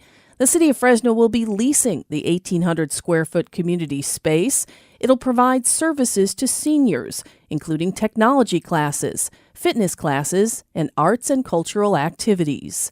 Liz Kern, KMJ News. Fresno Chaffee Zoo officials said one of their rhinos just gave birth. Zoo staff said Mother Kayla gave birth to a white male rhino. She has given birth to 3 other baby rhinos. And now the forecast from Fox 26's Justin Willis. A little hazy out there today ahead of the sunshine. Afternoon highs are right about normal in the low 60s. Overnight lows are in the mid-30s. Colder as the week moves on, with a freeze watch already in place for Wednesday. Early morning lows are expected to be 28 to 32 degrees then. Later this week, we have some rain on tap. 80% chance Thursday with a 40 to 50% chance for the coming weekend. For KMJ from the Fox 26 Weather Center, I'm Justin Willis. With news on the hour, on the half, and when it breaks, and always streaming at KMJNow.com, I'm Jim Miller for News Talk 580, 105.9 KMJ. Thanks, Jim in Chowchilla on the 152 on-ramp to southbound 99. A 9-injury accident just occurred there. Not a lot of details yet. In Tipton, southbound 99 south of the 190, another 9-injury accident. In Layton, State Route 43 at Dover, an injury accident reported there. And in Fresno, westbound 180 at Peach, a collision, possible injuries being reported. Our next update is at 3:47. I'm Greg Lane with KMJ Traffic. This report is sponsored by Dell Technologies. Dell's Cyber Monday business event starts now with up to 50% off on select business PCs powered by 12th Gen Intel Core processors. Plus savings on essential accessories and free shipping. Call a Dell Technologies advisor at 877-ASK-DELL.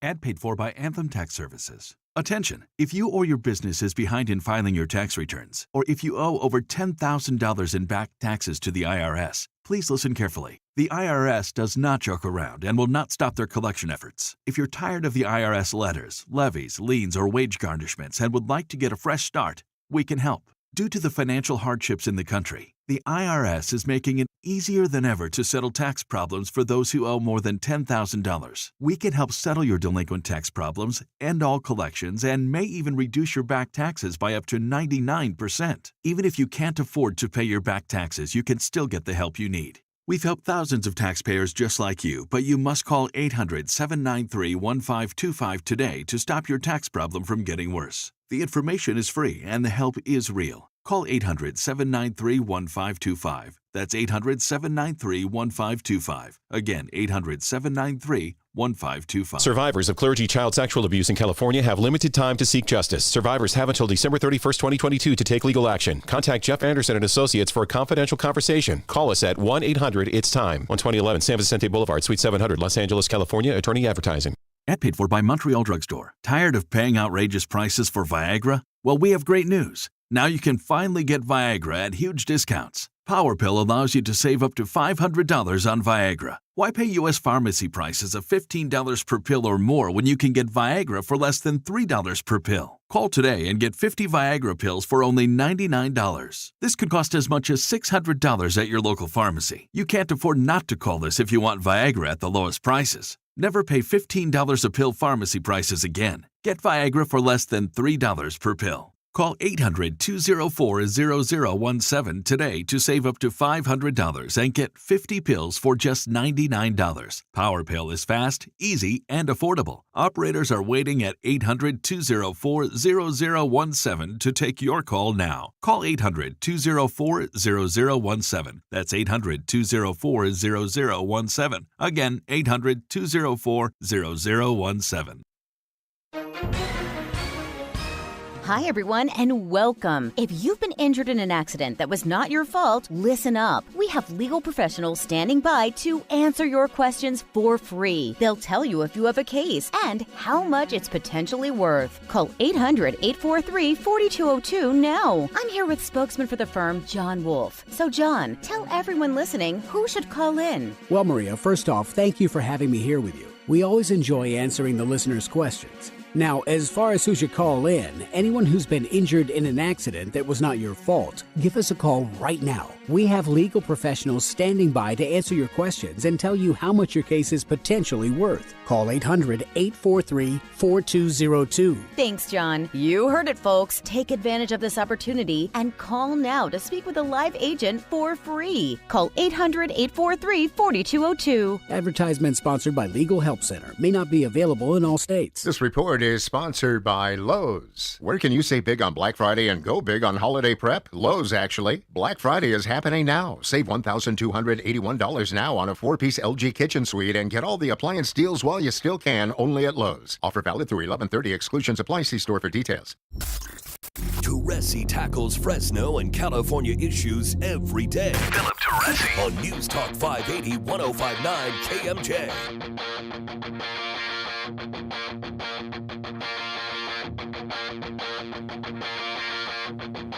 3:37. News Talk 580 1059 KMJ. I'm Philip Teresi, cruising through hour 2, the Monday installment of your afternoon drive. Phones are open at 490-5858 and 800-776-5858. A interesting theory from caller Linda about what has happened in Moscow, Idaho. A quadruple homicide that still has no suspect, no motive, and no murder weapon, even as law enforcement draws on resources from multiple agencies to try and make sense of all of the tips and information coming in. If you want to hear my conversation with ABC News correspondent Alex Stone about the case, you'll be able to get the podcast a little bit later at kmjnow.com. So I think I made it pretty clear. I'm not really into social media. I dabble a little bit on a very, very limited basis. But generally speaking, I have found that social media is more trouble than it's worth. And oversharing personal information, I think, is a terrible mistake at this juncture in the evolution of the form. And if you are prone to making proclamations without having really thought about what's coming out of your mouth, really thought about what it is you're trying to say, you might be Alyssa Milano. The actress is just catching hell on Twitter right now. She popped up on Twitter on Saturday to say, quote, "I gave back my Tesla. I bought the Volkswagen EV. I love it. I'm not sure how advertisers can buy space on Twitter. Publicly traded companies' products being pushed in alignment with hate and white supremacy doesn't seem to be a winning business model."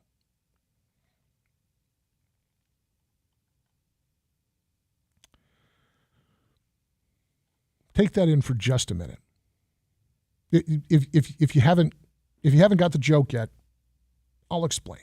Again, Milano, a prominent supporter of Democrats. I gave back my Tesla. I bought the Volkswagen EV. I love it. I'm not sure how advertisers can buy space on Twitter. Publicly traded companies' products being pushed in alignment with hate and white supremacy doesn't seem to be a winning business model. For those of you that aren't automotive history buffs, Volkswagen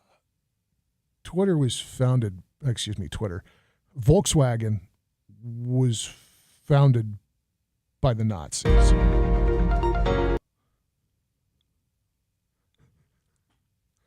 Literally founded by Hitler and the Nazis. The Hodge twins were one of the first to point this out. They got a crying, laughing emoji and a 100 emoji from Tesla CEO Elon Musk, who recently purchased Twitter. Political strategist Pete Diabroska posted, "Wait till you learn who founded Volkswagen." And the Libertarian Party of New Hampshire posted screenshots from the Wikipedia page for Volkswagen, which includes the passage, "On May 28, 1937, the government of Germany, then under the control of Adolf Hitler of the National Socialist Party, the Nazis, forms a new state-owned automobile company, then known as Gesellschaft zur Vorbereitung des something or other, that was eventually renamed Volkswagen. It was a pet project of Hitler's to develop and mass produce an affordable but zippy vehicle that could sell for less than 1,000 Reichsmarks. To provide the design for this people's car, Hitler called in the Austrian and German automotive engineer Ferdinand Porsche. In 1938, at a Nazi rally, Hitler declared it is for the broad masses that this car has been built. Its purpose is to answer their transportation needs, and it is intended to give them joy.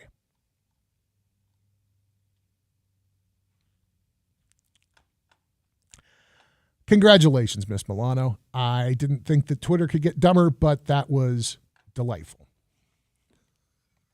The piling on, by the way, has not stopped. She posted that on Saturday, I think, and people are still just having a fantastic time reminding her of all the ways that what she has said is stupid. Now, out to Madera, a much more serious story. About 8:30 Saturday night, the Madera Police Department responded to a call regarding a man in possession of a gun acting erratically near Ellis and Merced Street. When officers arrived, Madera PD says they attempted to de-escalate the situation. They were trying to steer this to a peaceful end, but the man did not respond to their efforts, and an officer-involved shooting occurred. Police did attempt to administer life-saving procedures, but the man did die. Fortunately, no police officers were injured during the incident. So the investigation is now in the hands of the Madera County Sheriff's Office, and the officers involved have been placed on paid administrative leave.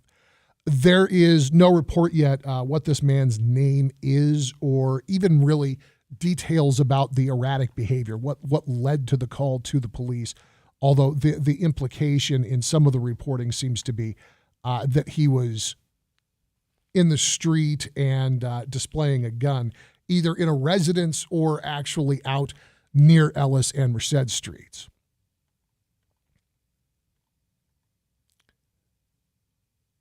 The lack of outcry here, I'm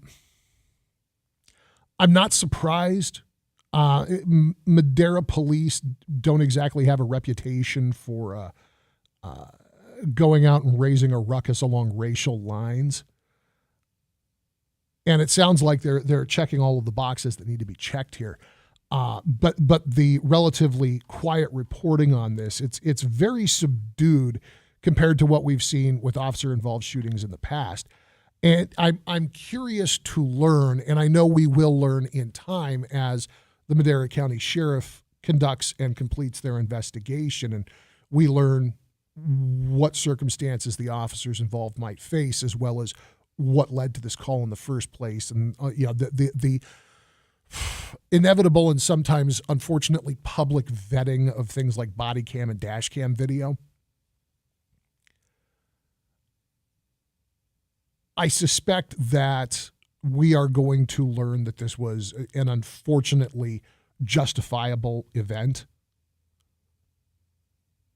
And the relative quiet on it, the fact that you don't have folks out there ranting and raving and losing their minds about police brutality, says to me that there's not a question that this person was in some way behaving like they were a threat to the public. But I'm curious to learn, and I know that it shouldn't matter. It shouldn't matter. It shouldn't be relevant to an investigation like this. And I suspect that to the investigation, to the actual law enforcement review of what happened, it will be recognized but otherwise uncommented upon when the information becomes available.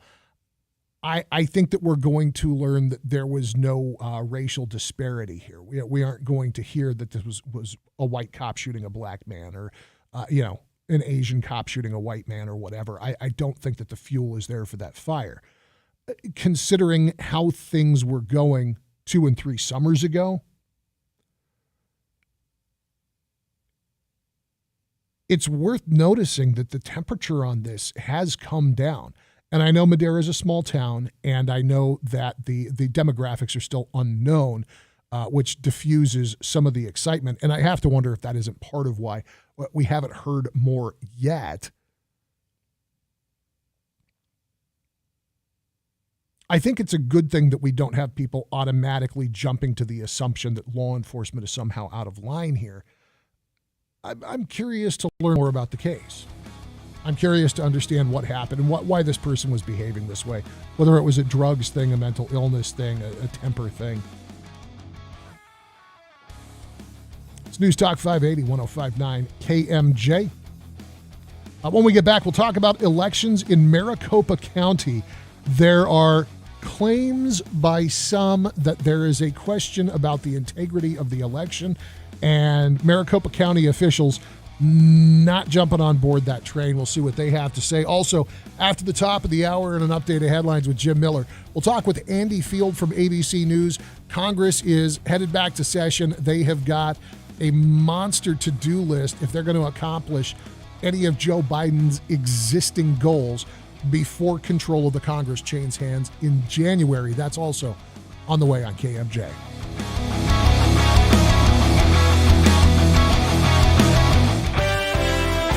Got some big problems up in Merced. Both northbound and southbound 99 are pretty much standstill. Heavy traffic due to a hit-and-run accident that was on Childs Avenue, but it's got both directions of 99 through Merced. Just stop and go. If you can avoid it, I would. Then westbound 180 at Oliver Avenue, there is an injury accident being reported there. In Chowchilla 152 on-ramp to southbound 99, the scene of a non-injury accident. Our next update happens at 4:03. Greg Lane with KMJ Traffic. This report is sponsored by Lowe's. Enter the Craftsman Days Ultimate Garage Sweepstakes sponsored by Lowe's for a chance to win Craftsman products valued at over $10,000. No purchase necessary. Ends 12/31. Residents of 50 USDC, 18 or older, and age of majority, and have a Lowe's.com account. Void where prohibited. See rules at Lowe'sUltimateGarage.com for entry instructions, odds, prices, etc. Sponsor Lowe's. I will always remember the teachers who inspired me to do better, to be better. Their passion empowered me and countless other students. You can make an impact on students too, and Fresno Unified can help you get through one of its many teacher pipeline programs. Learn more about the path to becoming a teacher at the Aspiring Teacher Expo on Tuesday, December 6th at 4:00 p.m.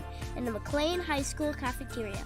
For more information, visit FresnoUnified.org. On Wednesday, January 18th, for the first time ever, AEW makes their way to the Save Mart Center at Fresno State. The hottest ticket in town. Ring in the new year with AEW, as this promises to be one of the biggest events of the year. Oh, wow, that was amazing. Don't miss Kenny Omega, the Young Bucks, MJF. I'm a generational talent. Saraya. I am the revolution. John Moxley. Get in the ring with me. It's dangerous as all hell. Ryan Danielson. Claudio Castagnoli. Dr. Britt Baker, DMD.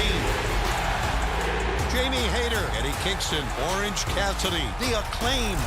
Everyone love The Acclaimed. Swerve in Our Glory, Jade, FTR. Top guys out. Tony Storm, Wardlow, Chris Jericho, and the Jericho Appreciation Society. And that's entertainment. Darby Allin, Sting, and many more will be there live. Don't miss AEW Live at the Save Mart Center at Fresno State. Tickets make a great holiday gift and are on sale now. Go to AEWTIX.com right now. Card subject to change. Attention. Did you or a loved one live at or near Marine Base Camp Lejeune in North Carolina between 1953 and 1987? If so, listen closely for this important legal announcement. From 1953 to 1987, Marines and their family members at Camp Lejeune drank water that was contaminated with hazardous toxins. The toxins found in the water at Camp Lejeune may cause health issues, especially later in life. Types of health issues associated with water at Camp Lejeune are numerous. If you or a loved one lived near Camp Lejeune between 1953 and 1987, you may be entitled to substantial financial compensation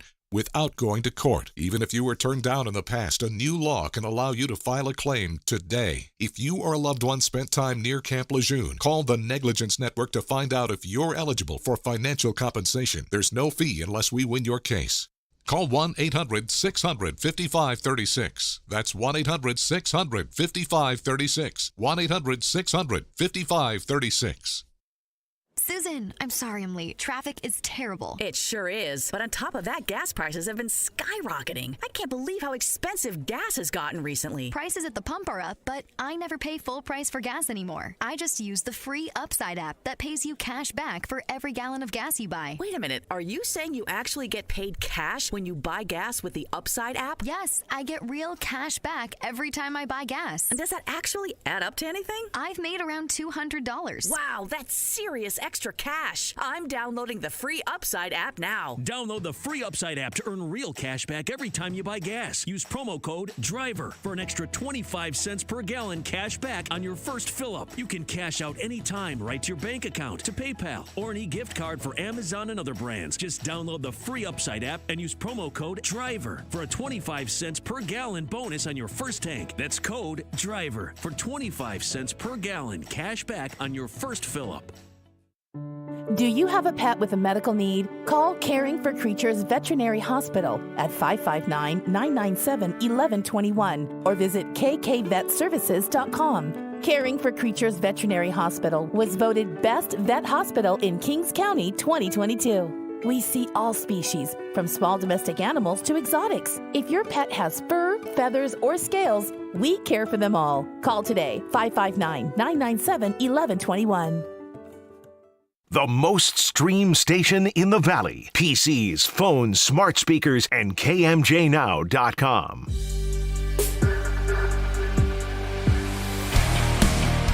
Rolling up on 4 o'clock on your afternoon drive at News Talk 580, 105.9 KMJ. A conversation with ABC News correspondent Andy Field on the way after that update of headlines from the KMJ newsroom. Little good news from the Fresno Police Department. You know, when I first saw this article, I actually thought that it was related to some activity I saw Saturday night. I don't know exactly where the chopper was assisting. I kind of got the impression it might have been near Sierra and Blackstone. But we could see the activity from the house, and my kid had some friends over, so we popped on the scanner, and there was an effort to crack down on street racers underway. As it turns out, that was not the only focal point for local law enforcement in dealing with street racers this weekend. According to Fresno PD, officers were called around 11 p.m. after learning that several drivers were illegally street racing. They were performing sideshows around town. They'd blocked several intersections, and Fresno police was able to catch up with them. California Highway Patrol assisted on this.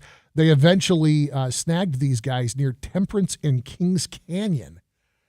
And according to Fresno police, the group was cited for reckless driving, aiding and abetting illegal street racing activity, and exhibition of speed. The folks that they were able to identify as drivers in this are also having their vehicles impounded for the next 30 days. Job well done. Holy smokes.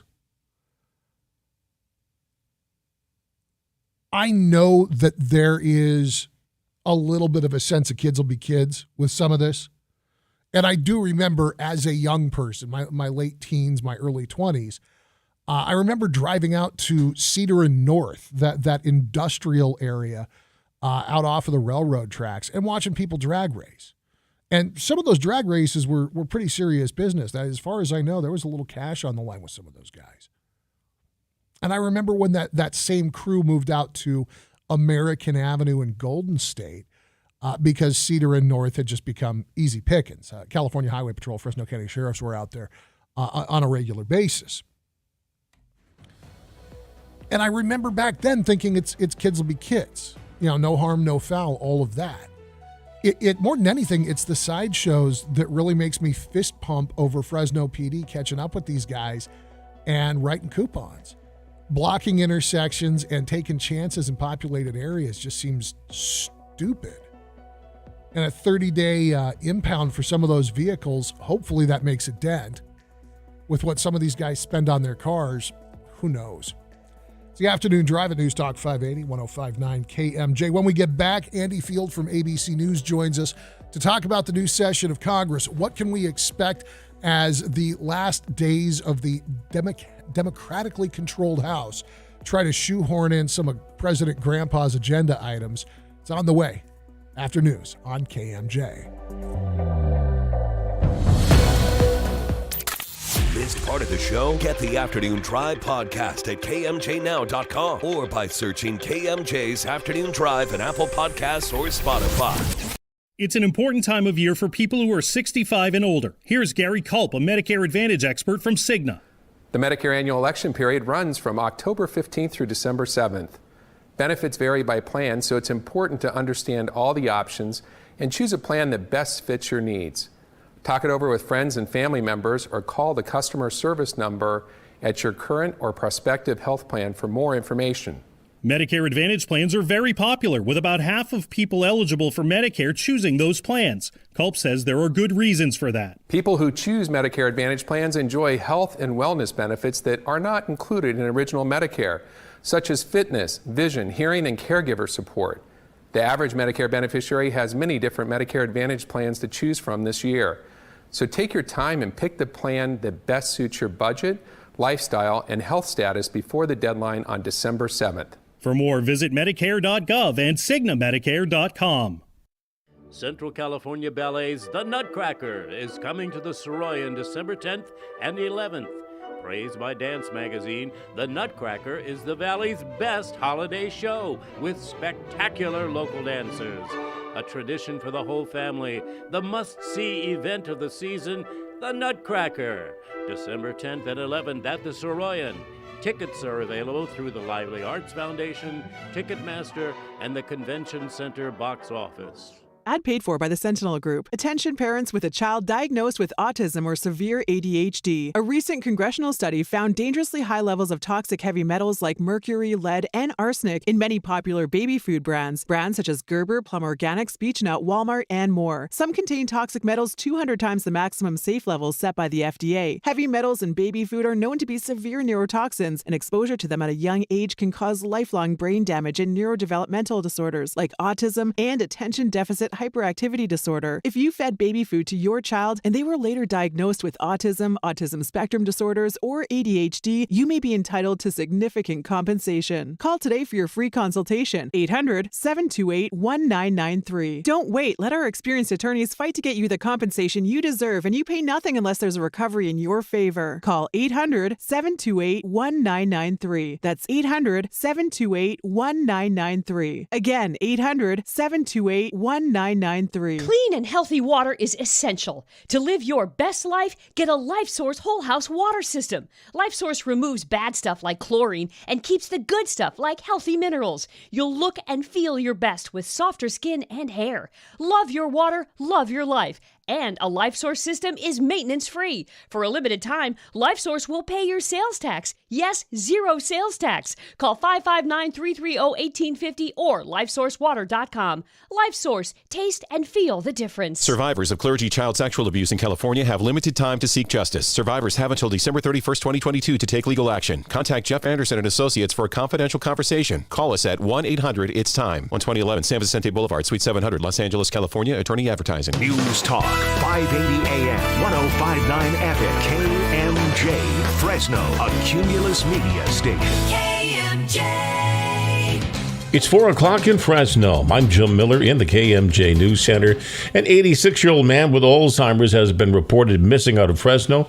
Sheriff's Office says Ulysses Carr, who's 5 feet 6 inches tall, 160 pounds, and has Alzheimer's. They also say he was last seen Friday at about 8 a.m. near West Muscat and South Valentine Avenues with his brown pit bull. The dog returned home on Saturday at about 11 a.m., but there was no sign of Carr. Fresno County Sheriff's Department is currently looking for him with the help of the search and rescue team. If you see him, please contact the Sheriff's Office Dispatch Center.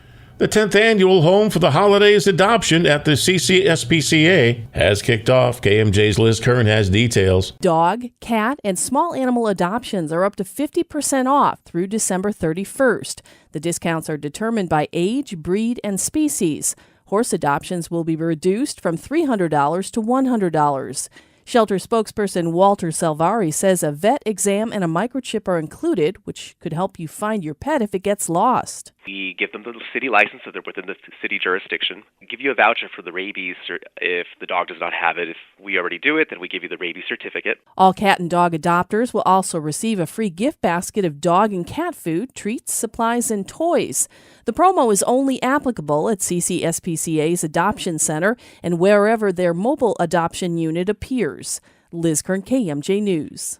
A popular artist from Fresno giving back to a local nonprofit that helps victims of domestic violence. Ray Dunn recently donated brand new items from her clothing line to families being served at the Marjorie Mason Center, including clothing, drinkware, and slippers. Donation was fitting considering Dunn's artwork is centered around inspirational messages.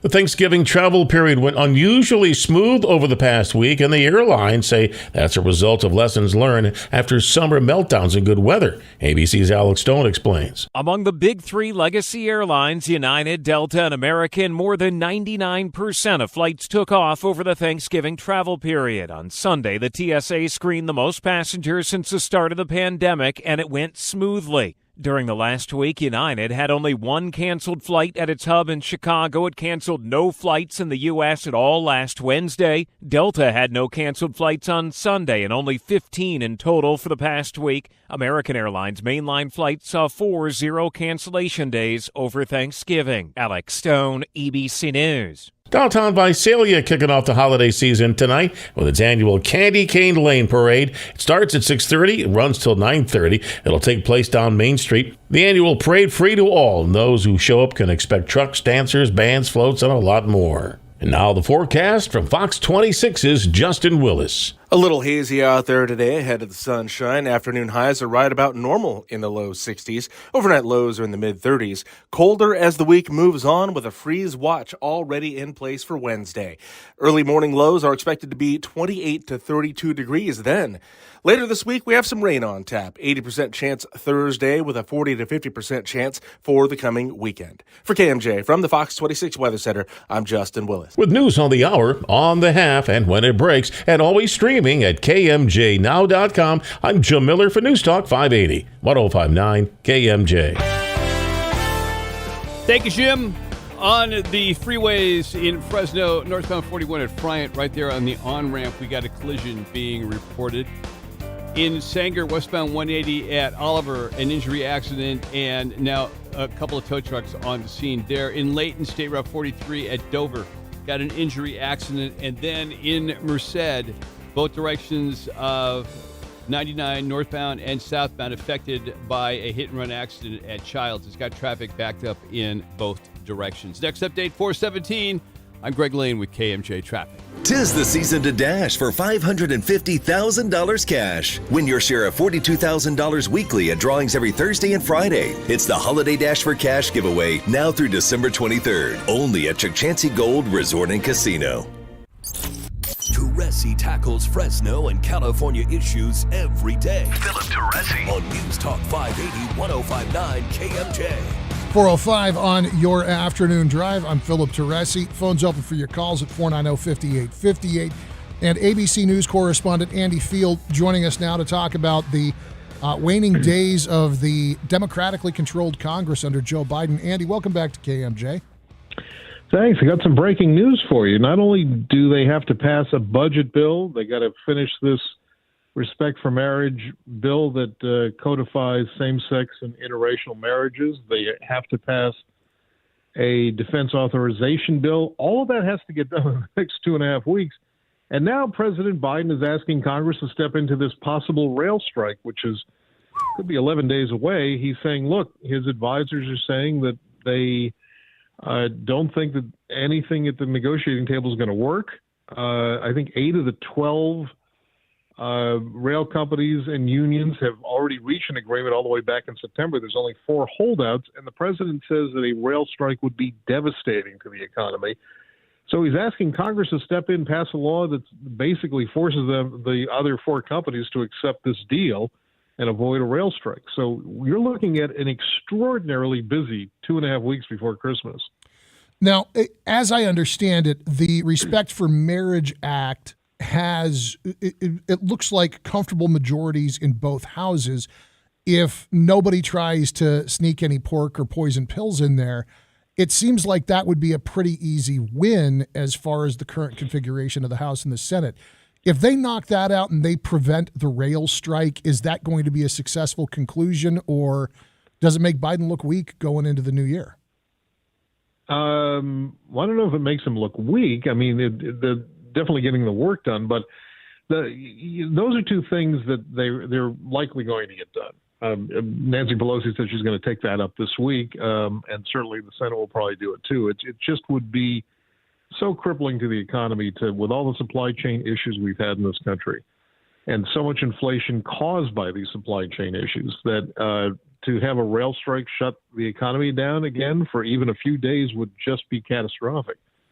So that's why he's asking Congress to step in. And Joe Biden says, look, I'm a pro-union guy. He was saying this, that he doesn't, it goes against his grain to do something like this, but he has to put the good of the country first.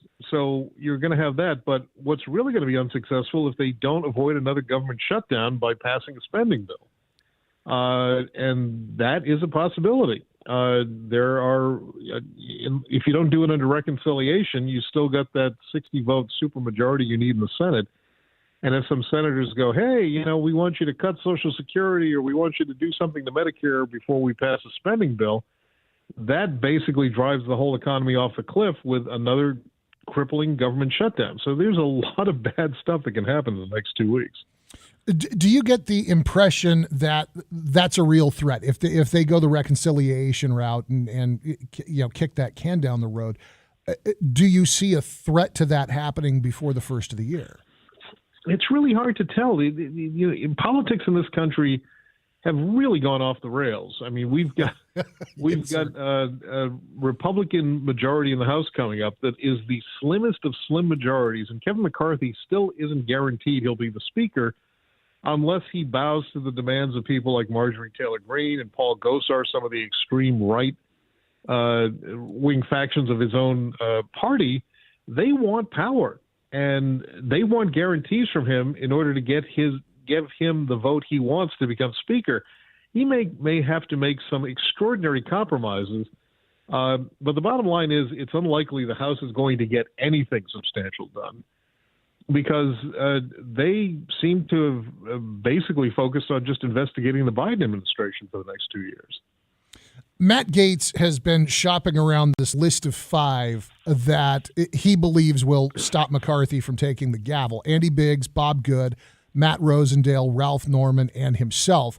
And based on all the math that I've seen, if Matt Gaetz can get that small coalition to hold together, he absolutely can hold McCarthy's feet to the fire. Is this a performance artist making noise, or do you think that Gaetz has concessions he wants to extract? Well, I'm sure he has concessions, but it's the same issue we have in the Senate, where the Democrats had the majority by 1 vote, and that's the vice president. You had Joe Manchin and Kyrsten Sinema, 2 Democrats who did not play ball with the rest of the Democrats a lot of the time, and they were able to squeeze enormous concessions out of the Democratic majority. I think you're going to see the same thing in reverse in the House coming up in the next session. That seems like a nightmare for McCarthy to walk into as Speaker. Does that, in terms of what we are leading up to now, does this coalition and the ability of Marjorie Taylor Greene and Matt Gaetz to apply pressure to Kevin McCarthy before the first of the year alter any of the arithmetic on things like the Respect for Marriage Act or the Electoral Count Act? I don't think so. I don't think it affects anything now because they don't have the power yet. The Democrats still hold the majority in the House, and they hold the majority in the Senate, and it's already passed the filibuster hurdle in the Senate, the Respect for Marriage Act. The problem is in the Senate, they threw in kind of a poison pill in this thing where they had a religious carve-out exemption for certain groups that goes against their beliefs for gay marriage or for interracial marriage. And Democrats made that concession to get those Republican votes. That part is not in the House bill that passed last summer. So they have to go back to the House and say, hey, you got to put this in here or else we don't get any bill. So again, that's another big question mark, whether the House Democrats will do that. I just want to make sure I heard you right, because it's impossible for me to keep up with all this stuff. Me too. I understand that there are religious communities that object to gay marriage and that are going to want to have a carve out for exemption. Did I hear you say interracial marriage is another carve out that's being seriously considered in 2022? No. That's not a carve out. That's in the bill. The bill codfies by saying states have to recognize other states that have legalized interracial and same-sex marriage. And the only reason this came up was because Clarence Thomas actually put it in a concurring opinion when they threw out Roe versus Wade, saying, you know what, Roe versus Wade isn't that much different than same-sex marriage. He didn't mention interracial marriage, oddly enough, since he's in one. But legal scholars say it's the same thing, which is why the House raced this summer to turn that into law, as well as the Senate. Okay, I misunderstood because I thought that there was a group seeking to be exempt from acknowledging. Okay, that makes a little bit more sense. Right, It just correct. blew my mind. As far as prognostication here, I know every time we talk, I ask you to get out the crystal ball. What wins do you see Biden and the currently democratically controlled House pulling off before the first of the year? Well, the Respect for Marriage Act, getting the defense authorization bill passed, those are things that, at least on the Democrat side, are must-dos. Passing some sort of budget. The one thing that's a big question mark is, will Democrats try to extend the federal debt limit? Because we run out of the ability to borrow money sometime beginning of next summer. If the Republicans are in control of the House, they have already threatened to say, hey, we're going to not extend the debt ceiling unless Democrats and the president agreed to making dramatic cuts in Social Security and Medicare. The president's already said he's not going to do that. And if that's the case, the Republicans could hold the entire economy hostage. And if if they're not bluffing, and it looked like they weren't the last time, and it was only Democrats that saved us from that the last time, that is a possibility that they could crater the economy, because if the U.S. defaults on its debt, that would be the first time it happened in the entire history of this country. Yeah. That means that anyone who has any U.S. bonds, either here or overseas, and of course other countries have it in the trillions of dollars, no longer trusts the United States to pay off its debts. That would be cataclysmic in the economy. And yet there are Republicans threatening to do this.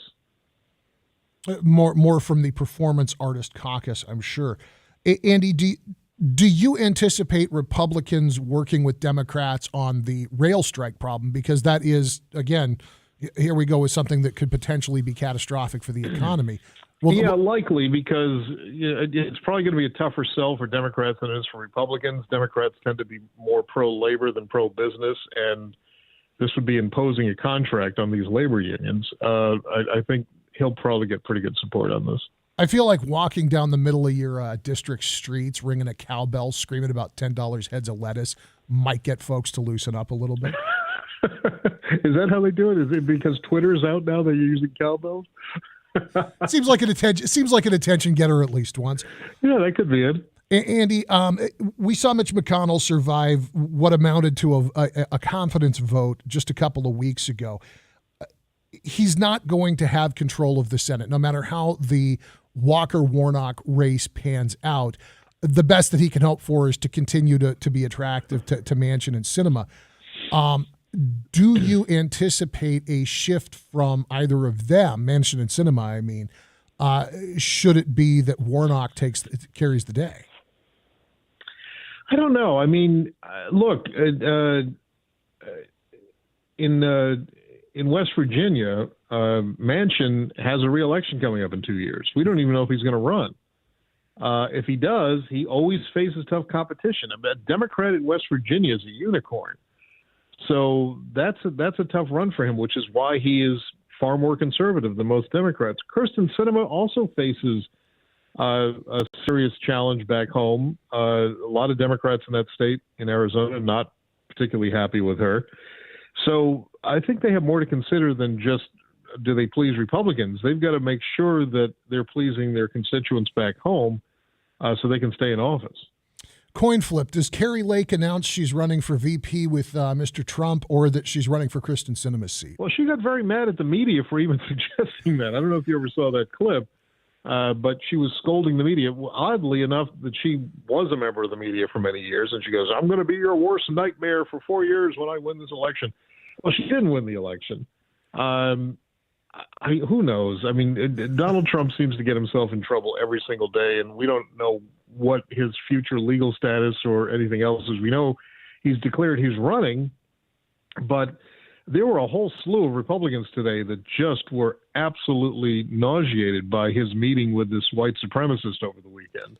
Yeah, the dinner with Nick Fuentes was a poor choice. And Kanye West. I mean, he keeps saying, well, I didn't know who Nick Fuentes was, or I didn't know it was him. He didn't have to know it was him. He knew Kanye West was showing up, and Kanye West has a pretty good track record of being anti-Semitic. Unfortunately so. Andy, I appreciate the insight. I look forward to seeing whether or not the predictions pan out, sir.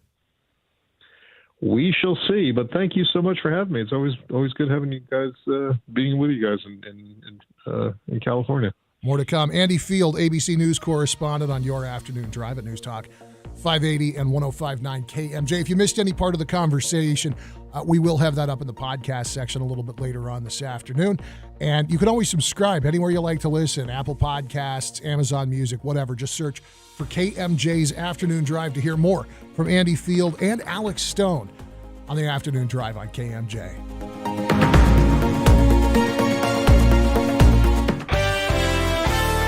All right, in Fresno, northbound 41 at Bryant on the on-ramp to northbound 41 is where the collision is there. Los Banos, Henry Miller Road at Balta Road, also a collision being reported. Sanger, westbound 180 at Oliver, there's an injury accident there. Tow trucks have arrived.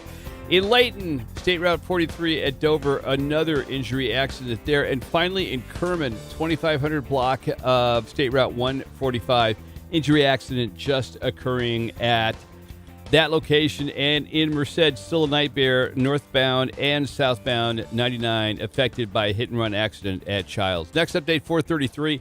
Greg Lane with KMJ Traffic. It's Allbritton's complete furnace revitalization. Makes your heater blow like it's young again for just $129. Online at allbritain.com. As a California grower, you understand the fight against salts in your soil. If your crops are affected by salts, you need Retrosol. It's a unique bionutritional product designed to improve crop health on saline soils. Retrosol by Valagro helps flush out harmful salts, improving soil structure and plant health.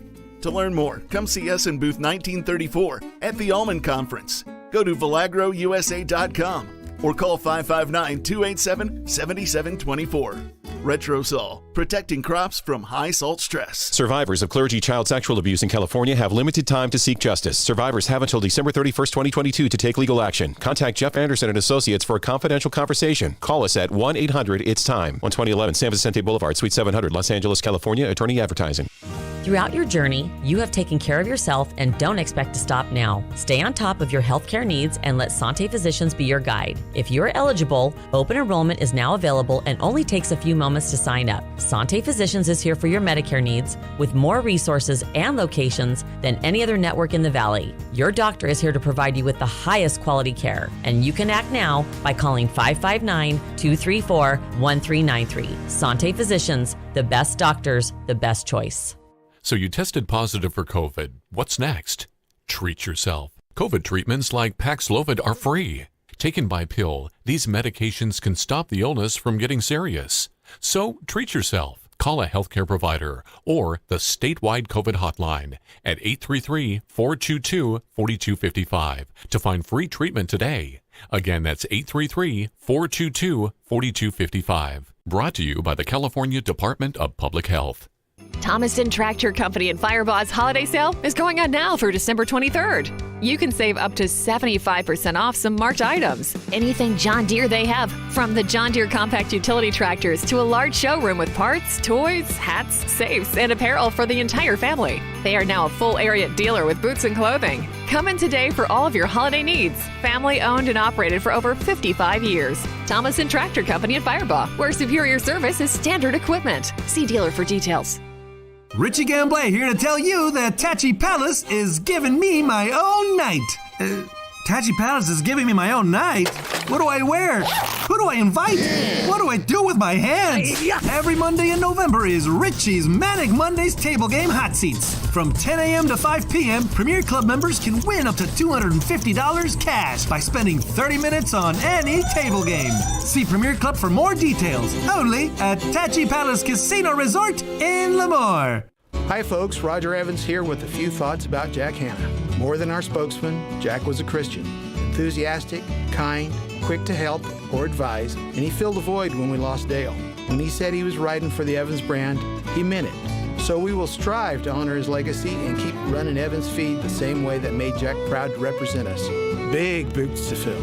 Pretty sure he and Dale are singing the jingle together right now. This is Roger Evans for all of us at Evans Feed in Madera, Chowchilla, and Porterville. This report is sponsored by Dell Technologies. Dell's Cyber Monday business event starts now with up to 50% off on select business PCs powered by 12th Gen Intel Core processors. Plus savings on essential accessories and free shipping. Call a Dell Technologies advisor at 877-ASK-DELL.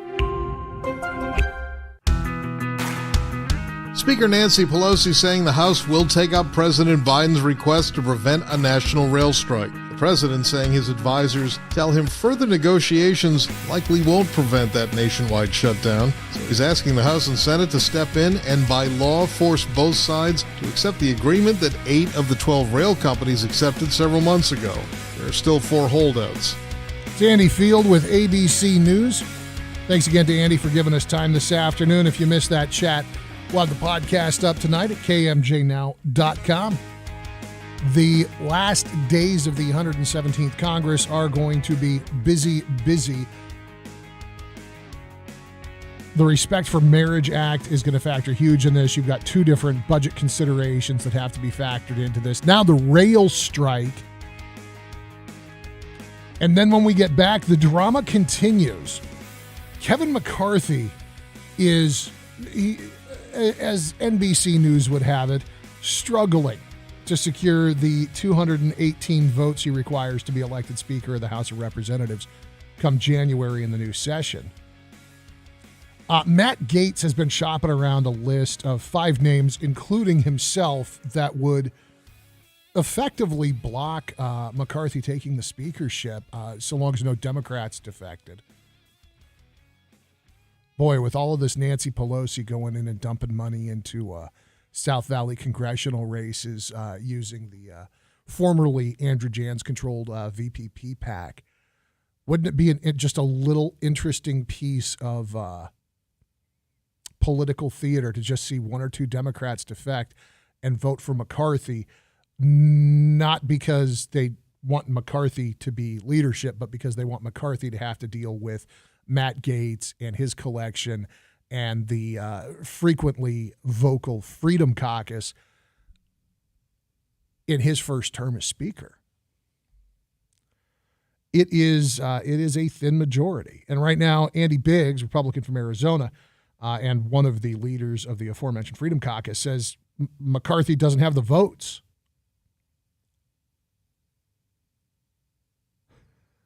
A little on the snarky side here. Some of the stages of grief include denial, so there will be some denial. And then there will be the stage of bargaining where people are trying to figure out, will there be some kind of consensus candidate that emerges? If you got 40 people voting, yeah, I don't know that you're going to get that majority, sir. But is it a game of chicken? If hard right conservatives, if the Marjorie Taylor Greens, if the Matt Gaetzes, if the members of the Freedom Caucus won't back down on this, if Kevin McCarthy won't back down, you could see this process of nominating a new speaker get dragged out. So for reference, there have only been 14 instances in congressional history where it took more than 2 ballots for a nominee to get their majority. And the first 13 incidents all take place before the Civil War. The last time that the speaker vote went to multiple ballots was 1923.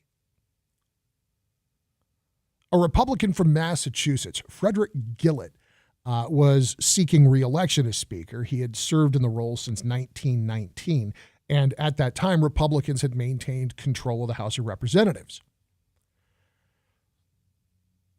4 ballots were held, and each time there were enough progressive Republicans supporting other candidates that it prevented Gillett from picking up the gavel again.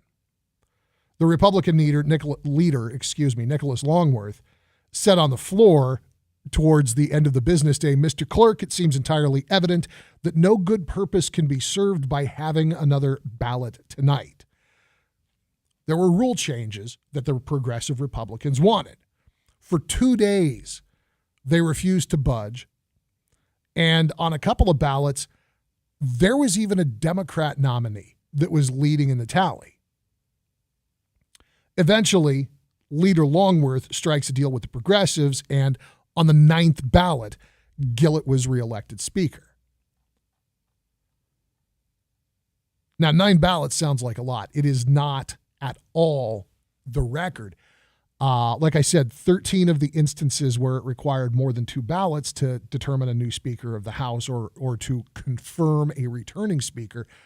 Of the 14 instances we have recorded, 13 of those occurred before the Civil War. And the longest Speaker election ever spanned from December of 1855 into the new year. It was actually 2 months after that first vote that a consensus and a majority was finally reached.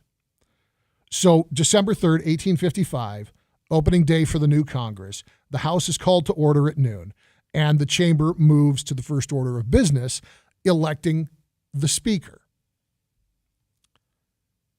For whatever reason, there was not a favorite for the job at that time. There were 21 candidates who ended up receiving votes for Speaker on the first ballot. Nobody got a majority. The Congressional Globe printed later that day, quote, "There was no choice." They had 3 more unsuccessful votes for Speaker, finally adjourned in the afternoon, and the gridlock went on for weeks. It wasn't until the 133rd ballot that you saw Congressman Nathaniel Banks from Massachusetts elected Speaker of the House. And he defeated William Aiken from South Carolina on a margin of 103 to 100. So 2 months. In an act of grace, the House did conclude their business that day by adopting a resolution thanking the clerk of the House of Representatives for providing, quote, "during the arduous and protracted contest for Speaker." Now, I see nothing that indicates we're going to go to 133 votes. I'm not even sure at this point that you're going to see the Freedom Caucus, the MTGs, the Matt Gaetzes carry through on the threats. I know there's some power to be wielded there, but dragging things out for McCarthy does not guarantee that another Republican is going to rise to claim that majority. Off the top of my head, I can't think of a name. And it's definitely not going to be Matt Gaetz or Marjorie Taylor Greene that wins over the majority of the GOP. It's going to be an interesting few weeks, both as this Congress closes out and as the new one gets started, and we will have all the latest for you on the afternoon drive on KMJ. KMJ News now. It's 4:30 in Fresno. I'm Jim Miller in the KMJ News Center. Well, California Attorney General Rob Bonta, backed by a coalition of 10 other attorneys general, is urging Apple to protect people's reproductive health information from third-party apps. The tech giant has previously taken measures to protect users' privacy by ensuring all app health data is encrypted, but Bonta and others are now asking Apple to affirm its commitment to protecting consumer privacy by deleting non-essential data for an app's usage, like search and location, history of people seeking reproductive health care. Well, the Chaffee Zoo celebrates the birth of its newest member. KMJ's Gabe Navarro has more details. Zoo officials say female white rhino Kayla successfully gave birth to her 4th calf while in Fresno, a yet-to-be-named male. The zoo announced his birth Saturday and says he and mom can already be seen on the Savannah and Africa Adventure exhibit. Zookeepers have come up with several possible names for the new rhino. Those will be shared on the zoo's social media over the next few days, and you will be able to choose which one is your favorite. Gabe Navarro, KMJ News. And now the forecast from Fox 26's Justin Willis. Freeze watch already in place for Wednesday morning. Early morning lows are expected to be 28 to 32 degrees at that time. Later this week, we have some rain on tap. 80% chance Thursday, with a 40 to 50% chance for the coming weekend. Otherwise, a little hazy out there today, with some sunshine as well. Afternoon highs are right about normal in the low 60s. Overnight lows are in the mid 30s. From the Fox 26 Weather Center for KMJ, I'm Justin Willis. With news on the hour, on the half, and when it breaks, and always streaming at KMJNow.com, I'm Jim Miller for News Talk 580, 1059 KMJ. Thank you, Jim. In Sanger, westbound 180 at Oliver, we got a major injury accident at that location and lots of emergency personnel on the scene there. To Fresno, northbound 41 is slow and go from the 180. Then in Kerman, 2500 block of State Route 145, injury accident there. In Madera, southbound 99, starting at Avenue 22, south past Avenue 20, lots of slow and go traffic. Next update, 447. I'm Greg Lane with KMJ Traffic. 'Tis the season to dash for $550,000 cash. Win your share of $42,000 weekly at drawings every Thursday and Friday. It's the Holiday Dash for Cash giveaway now through December 23rd. Only at Chukchansi Gold Resort and Casino. If you're tired of outrageous gas prices, like many, you're probably considering the switch to an electric vehicle. Charging your EV with solar ensures that your driving is both cost-efficient and sustainable. Our pros at Solar Negotiators are not only your solar experts. We can also install a rapid EV charging station quickly and easily, allowing you to charge 2 to 3 times faster than a standard wall outlet. For your new rapid charging station, choose Solar Negotiators, powered by Solar Maintenance Pros, your lifetime energy partner. Offer not valid in all states or where prohibited by law. Loans are subject to lender approval. See website for details. Wait. Tell me, where'd you get that money? Oh, this? Oh, man, all this money came from 43money.com right online. Are you saying you went to 43money.com and got all that money you needed fast? Man, you know it. I went to 43money.com yesterday and bam, $5,000 was in my account today. Straight up. Now hold on. 43money.com helped you get $5,000 like that? Yeah, man, that's right. 43money.com's lenders provide personal loans for up to $5,000 for people like you and me, even if you don't have good credit. Man, I'm always short on cash. Can 43money.com help me get the money I need fast? If you need extra money fast, go to 43money.com. Just have a checking account and a regular source of income. Go to 43money.com and you can get the loan you need now. Regardless of your credit, go to 43money.com to get the money you need fast. Type www.43money.com directly into the address bar. That's 43money.com. Again, 43money.com. 43money.com. Attention! If you owe money to the IRS, this is an urgent message. The IRS is cracking down by sending out heart-stopping letters, aggressively garnishing paychecks, seizing bank accounts, and putting liens on homes and businesses. They call it enforced compliance, and you better watch out because penalties and interest on unpaid taxes compound daily, making it seem impossible to ever get out of debt. Don't let the tax debt destroy your life. You need to call Optima Tax Relief, the #1 tax resolution firm. They're experts in the Fresh Start Initiative, one of the biggest breaks that the IRS has ever offered. If you qualify, you could save thousands. Optima's resolved over $1 billion of tax debt for their clients. A+ rated with the Better Business Bureau, they'll fight to get you the best deal possible. Call Optima now for a free consultation. Call 800-932-4177. 800-932-4177. 800-932-4177. Optima Tax Relief. Some restrictions apply. For complete details, please visit OptimaTaxRelief.com. Attention! Did you or a loved one live at or near Marine Base Camp Lejeune in North Carolina between 1953 and 1987? If so, listen closely for this important legal announcement. From 1953 to 1987, Marines and their family members at Camp Lejeune drank water that was contaminated with hazardous toxins. The toxins found in the water at Camp Lejeune may cause health issues, especially later in life. Types of health issues associated with water at Camp Lejeune are numerous. If you or a loved one lived near Camp Lejeune between 1953 and 1987, you may be entitled to substantial financial compensation without going to court. Even if you were turned down in the past, a new law can allow you to file a claim today. If you or a loved one spent time near Camp Lejeune, call the Negligence Network to find out if you're eligible for financial compensation. There's no fee unless we win your case. Call 1-800-600-5536. That's 1-800-600-5536. 1-800-600-5536. 'Tis the season to dash for $550,000 cash. Win your share of $42,000 weekly at drawings every Thursday and Friday. It's the Holiday Dash for Cash giveaway now through December 23rd. Only at Chukchansi Gold Resort and Casino. Teresi, streaming live on Alexa, Google Home, and everything else. Philip Teresi on KMJ. It's your afternoon drive at News Talk 580, 105.9 KMJ. Phones open at 490-5858. We're toll free at 800-776-5858.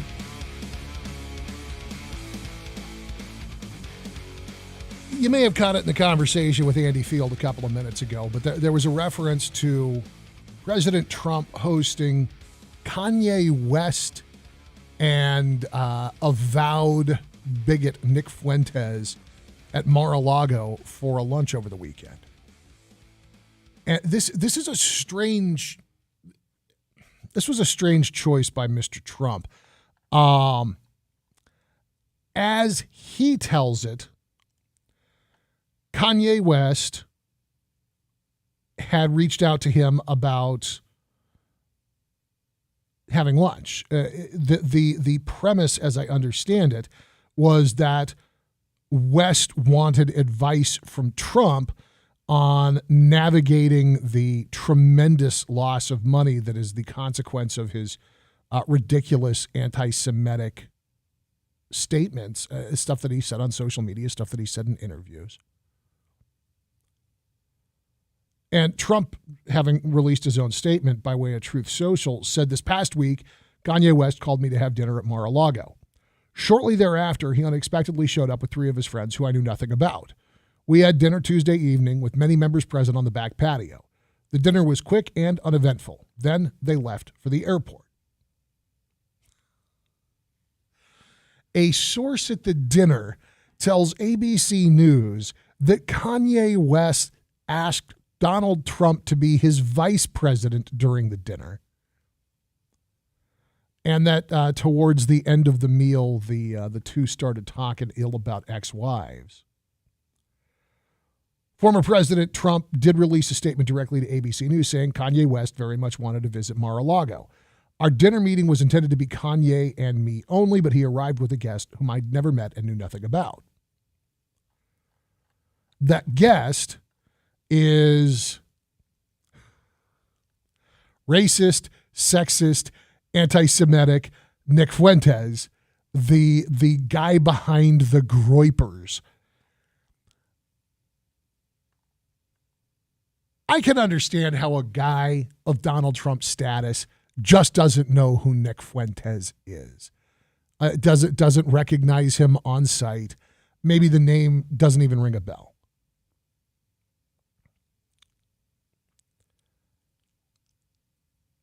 There was a failure by Donald Trump's staff here.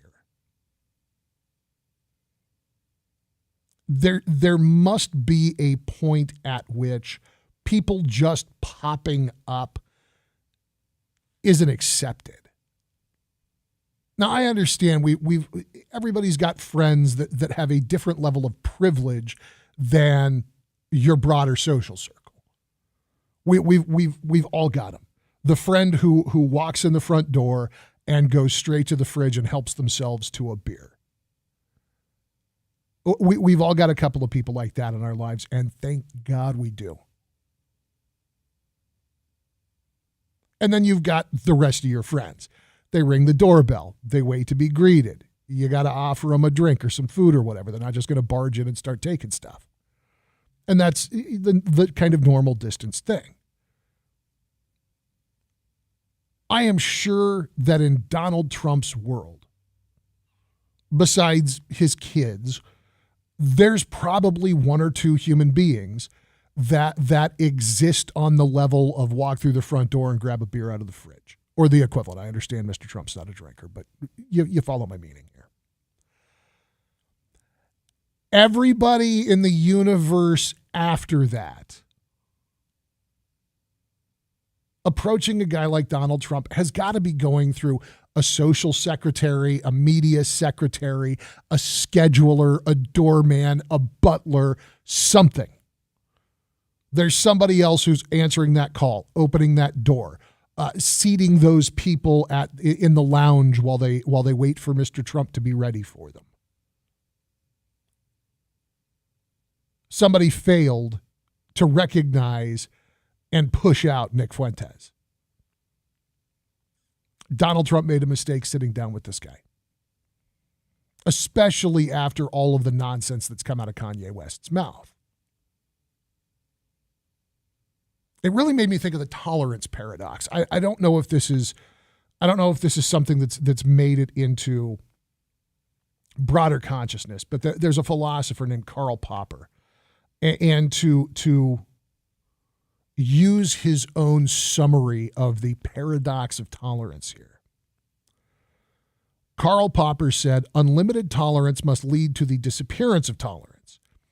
If we extend unlimited tolerance even to those who are intolerant, if we are not prepared to defend a tolerant society against the onslaught of the intolerant, then the tolerant will be destroyed in tolerance with them. As a philosophical position, it's an interesting mental exercise because we value our freedom. We value our ability to dissent. We value our ability to confront, to disagree. That's part of the strength of this country. You can take two people who agree on nothing and find space for both of them, find lives for both of them.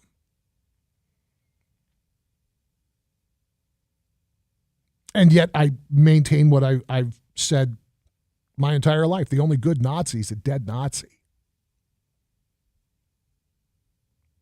I don't think there's any place for Nazis in America. I have no room in my heart for it.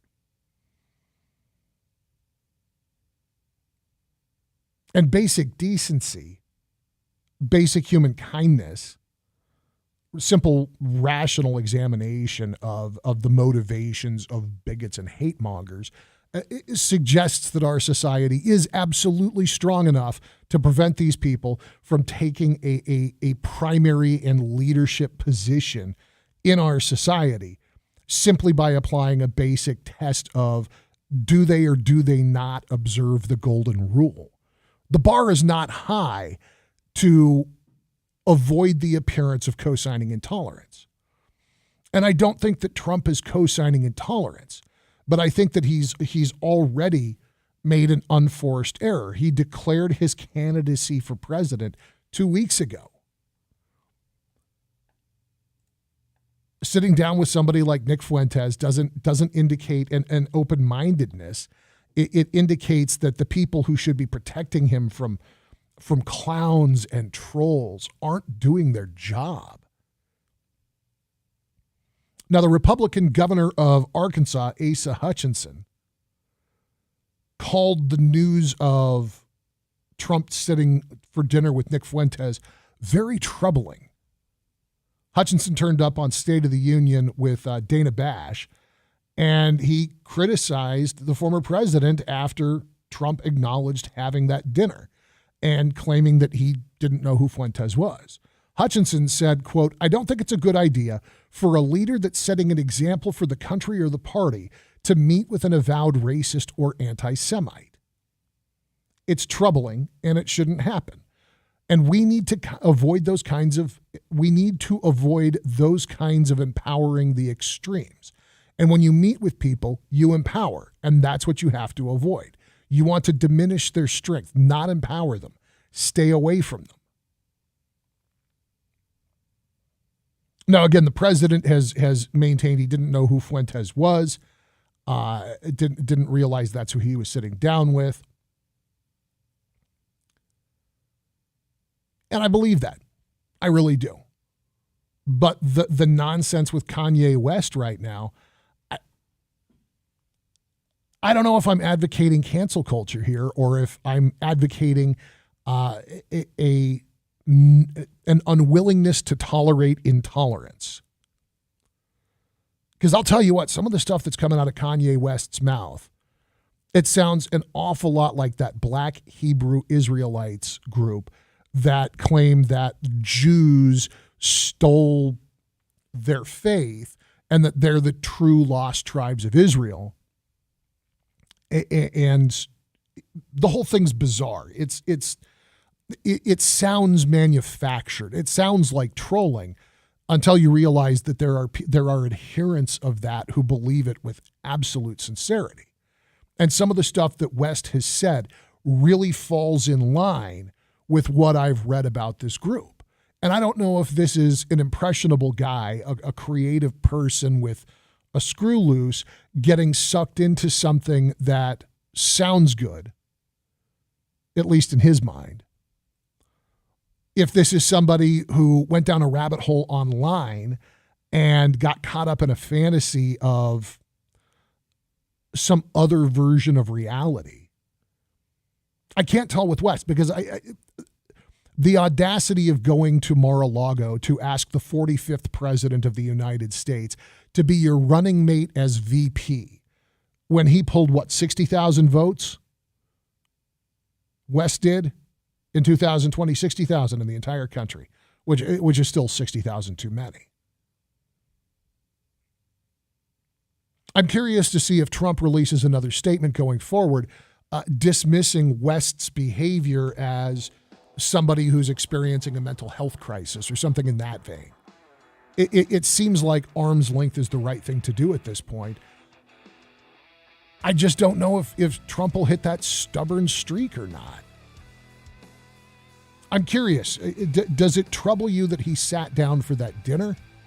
Does it trouble you that he was willing to sit down with Kanye, admitting that it's very likely that Trump had no idea who Nick Fuentes was? Is this a case of a guy giving somebody who was, at least at one time, an arm's length friend, a friendly acquaintance, an opportunity to say his piece before moving forward?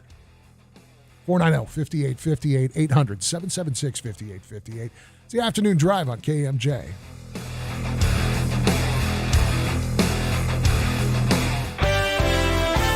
In Fresno on Arden Drive at East Weldon Avenue, we've got a non-injury accident there. Madera, southbound 99 at Avenue 22, between Avenue 22, south past Avenue 20, bunch of slow-moving traffic. And in Kerman, 2500 block of State Route 145, got an injury accident. And finally, in Sanger on westbound 180 at Oliver Avenue, got a major injury accident and lots of personnel on the scene there. This report brought to you by Performance Auto Diesel and Air. Greg Lane with KMJ Traffic. Hi, this is Julie Vogt with Roger Vogt's Performance Auto Diesel and Air, your dealership alternative, proudly serving the Central Valley for more than 46 years. We have the expert staff and diagnostic capabilities to take care of whatever type of vehicle you drive: gas, diesel, flex fuel, car, truck, SUV, RV, or motor coach. We're proud to be a AAA approved facility, a GM and Ford quality installer with a nationwide 2-year or 24,000 mile warranty program. From routine maintenance services to diagnostics and major repairs, even Titan auxiliary fuel tank installations. If you've even thought about a performance upgrade, ask for JJ, our performance expert. Air conditioning repairs and part sales? We do that. We offer a courtesy shuttle service. Vehicle pickup and delivery is also available. Call Rose and she'll happily take care of the rest. 635-3288. That's 635-3288. Roger Vogt's Performance Auto Diesel and Air. The best thing about living in Visalia. If you're like most Americans, you can see things are out of control. Global problems have local consequences, too many of them. And if the next news headline spins us into chaos, you'd better be ready. Grocery store supply chains are only as strong as their weakest link. Don't wait for them to break. Today's the day to secure emergency food for everyone in your family. My Patriot Supply is America's largest preparedness company. Our specially packaged and delicious food stays fresh for up to 25 years in storage. It'll be there when you need it. Go to mypatriotsupply.com and pick up several emergency food kits. There are a dozen different sizes that average over 2,000 calories per day. As we all know, calories equals energy equals survival. And as you'd expect from a true preparedness company, our food kits are in stock and ship quickly. Those who know what's coming are preparing today. Go to mypatriotsupply.com. mypatriotsupply.com. Inflation goes up. Do you feel like you need to refinance your car to fill up the gas tank? What if 2 years ago someone offered to sell you a lifetime supply of gas at $2.75 a gallon, but you told them no? Today, you would be kicking yourself. Right now, Planet Solar has that same offer for you on your electric bill.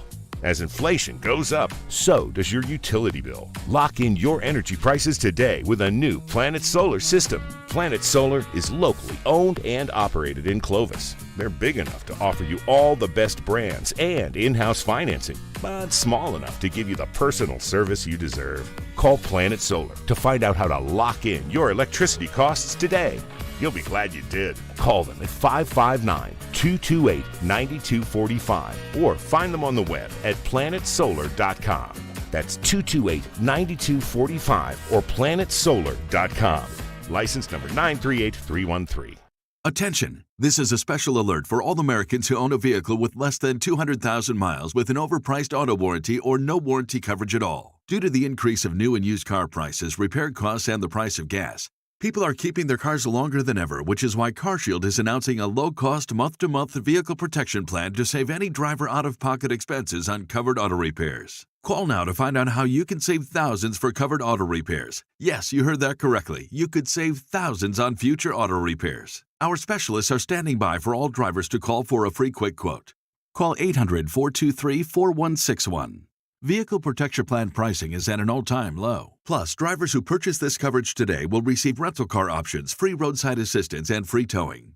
Call 800-423-4161 now for your free quick quote. That's 800-423-4161. What do you have to lose? Call 800-423-4161. Again, 800-423-4161. Folks, there have been some fumbles on the way to the big game, but he's not getting some help to get it done tonight. Here's the throw. He might go all the way. Touchdown! Regain and optimize your sexual performance. See what Pacific Men's Clinic can do to help that bedroom touchdown. Pacific Men's Clinic's safe and pain-free, clinically proven procedure breaks up plaque and stimulates the growth of healthy new blood vessels. Call for your free consultation now at 559-550-6771. That's 559-550-6771. Catch Fox News star Steve Hilton on The Ray Appleton Show every Tuesday exclusively on KMJ and streaming at KMJNow.com.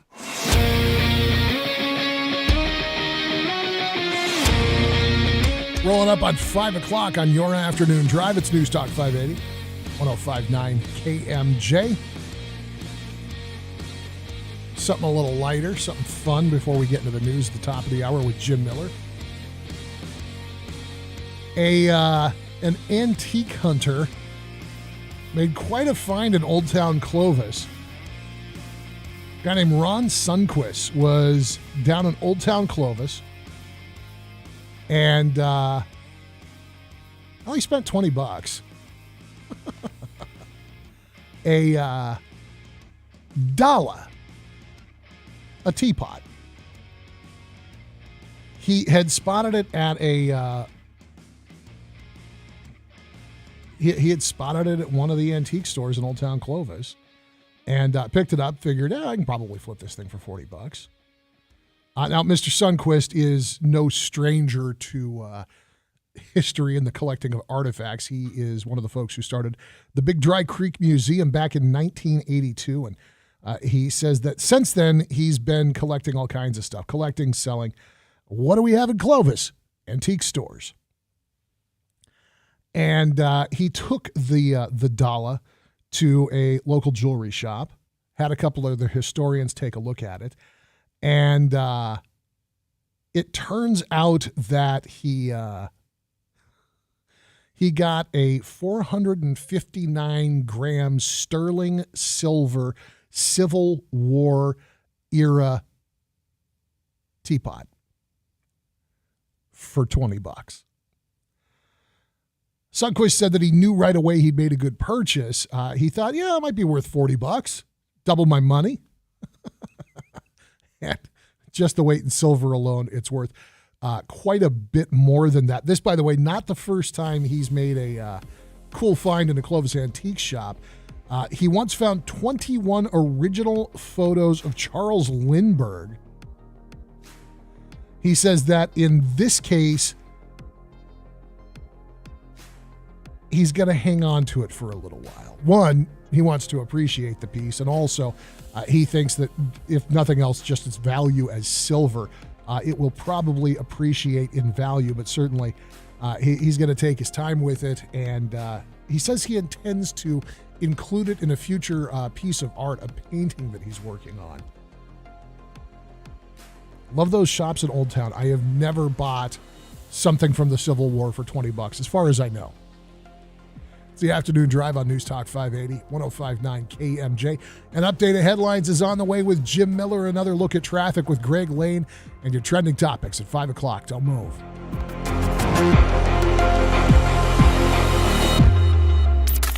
Missed part of the show? Get the Afternoon Drive podcast at KMJNow.com or by searching KMJ's Afternoon Drive in TuneIn Radio or Google Podcasts. As a California grower, you understand the fight against salts in your soil. If your crops are affected by salts, you need Retrosol. It's a unique bionutritional product designed to improve crop health on saline soils. Retrosol by Valagro helps flush out harmful salts, improving soil structure and plant health.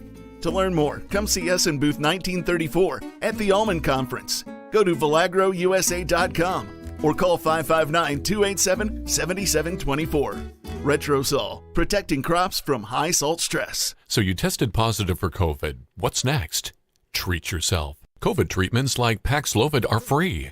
Taken by pill, these medications can stop the illness from getting serious. So treat yourself. Call a healthcare provider or the statewide COVID hotline at 833-422-4255 to find free treatment today. Again, that's 833-422-4255. Brought to you by the California Department of Public Health. Need office equipment and technology to move your business forward in today's quickly changing marketplace? Let the experts at locally owned California Business Machines show you how the IRS Section 179 tax code allows you to deduct the entire cost of Kyocera printers, copiers, and document management systems this year. And you'll save even more with a zero-down lease plan and color copies for as low as an incredible 3 cents per page. But the deadline for these savings is firm. December 31st, 2022. So, if a new copier, printer, and document management system makes sense for your business, call the Kyocera experts at California Business Machines, serving the Central Valley for 6 decades with offices in Fresno and Visalia. Hello, I'm Susie Santiano at California Business Machines. If you're interested in saving 100% on a Kyocera copier, give me a call at 225-5574 or visit us online at cbmsolution.com. Thank you. This is Christina Musan. It's been tough finding furniture for my new home. I visited a lot of places with no luck. But when I walked into Design Studio by Furniture City, within 5 minutes, I found the perfect Tommy Bahama outdoor seating for my front porch. It's high-quality furniture that's custom-made just for me. Quality, selection, and personalization all can be found at the Design Studio by Furniture City in the former Osh building at Blackstone and Barstow in Fresno. 'Tis the season to dash for $550,000 cash. Win your share of $42,000 weekly at drawings every Thursday and Friday. It's the Holiday Dash for Cash giveaway now through December 23rd. Only at Chukchansi Gold Resort and Casino. The original KMJ, 580 AM, 105.9 FM, Fresno, a Cumulus media station.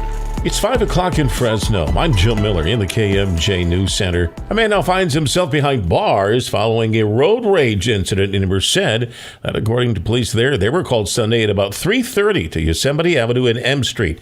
When they arrived, they learned a shooting had taken place, which originated from a road rage incident. Police say that suspect, identified as 21-year-old Daniel Shelton of Merced, fired multiple shots at someone's vehicle, struck it twice. That's when officers say someone called 911 and reported the incident to police.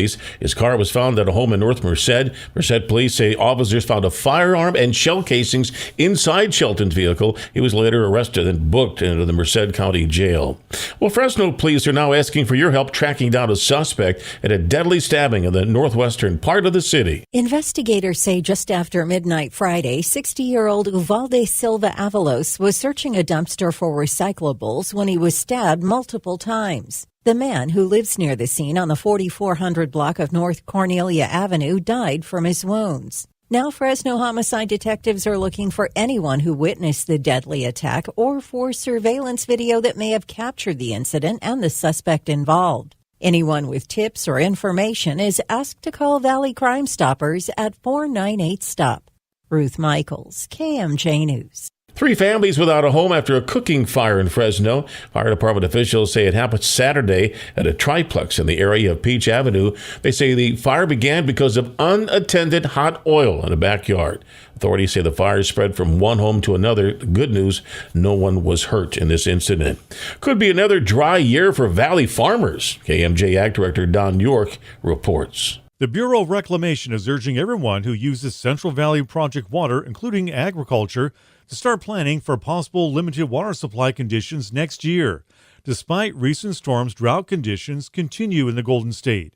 According to the Bureau announcement, conservation planning efforts will help better manage the limited water resources in the event conditions remain dry and we experience a 4th consecutive drought year. The Central Valley Project began the 2023 water year on October 1st with water storage reservoirs near historic lows. Shasta Reservoir, for example, the state's largest reservoir, is currently at 31% of capacity. Initial water supply allocations for the Central Valley Project will be announced in February. John York, KMJ News. And now the forecast from Fox 26's Justin Willis. Freeze watch already in place for Wednesday morning. Early morning lows are expected to be 28 to 32 degrees at that time. Later this week, we have some rain on tap. 80% chance Thursday, with a 40 to 50% chance for the coming weekend. Otherwise, a little hazy out there today, with some sunshine as well. Afternoon highs are right about normal in the low 60s. Overnight lows are in the mid 30s. From the Fox 26 Weather Center for KMJ, I'm Justin Willis. With news on the hour, on the half, and when it breaks, and always streaming at KMJNow.com, I'm Jim Miller for News Talk 580, 1059 KMJ. Thank you, Jim. In Fresno on Arden Road at East Weldon, got a non-injury accident there. Slow-moving traffic still on southbound 99 through Madera right now. And in Kerman on the 2500 block of State Route 145, they're dealing with an injury accident. In Sanger, westbound 180 at Oliver Avenue, major injury accident and road blockage being reported. Next update, 517. I'm Greg Lane, KMJ Traffic. I have Life Source water in my home. It's Ray Appleton. I can taste and feel the difference, and I love it. You can too. Call 559-449-8822 or click lifesourcewater.com. 'Tis the season to dash for $550,000 cash. Win your share of $42,000 weekly at drawings every Thursday and Friday. It's the Holiday Dash for Cash giveaway now through December 23rd. Only at Chukchansi Gold Resort and Casino. Now, the Valley's Afternoon Drive with Philip Teresi. Philip Teresi. Your calls, your tweets, and your voice are welcome right now on News Talk 580 1059 KMJ. 5:05 at News Talk 580 1059 KMJ. Good afternoon and welcome to hour number 4 of your afternoon drive. Phone numbers remain 490-5858 and toll free. You can join us at 800-776-5858.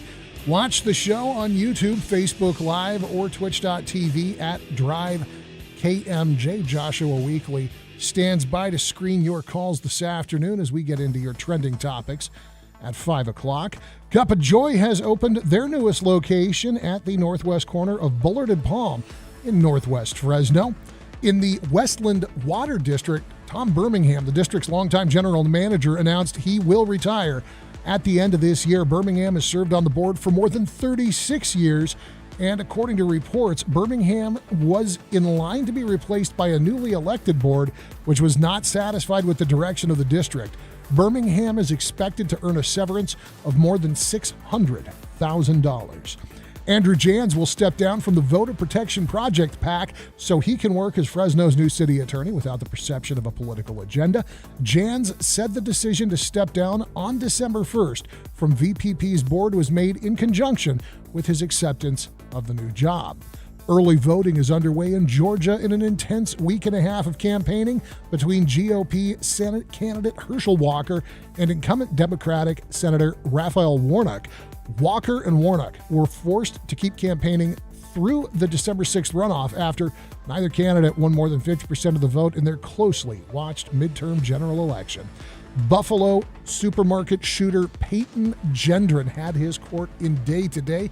The murdering bigot pleaded guilty to 15 charges in all, including domestic terrorism motivated by hate, murder, and attempted murder. He still faces more than 24 federal charges, some of which carry the possibility of the death penalty.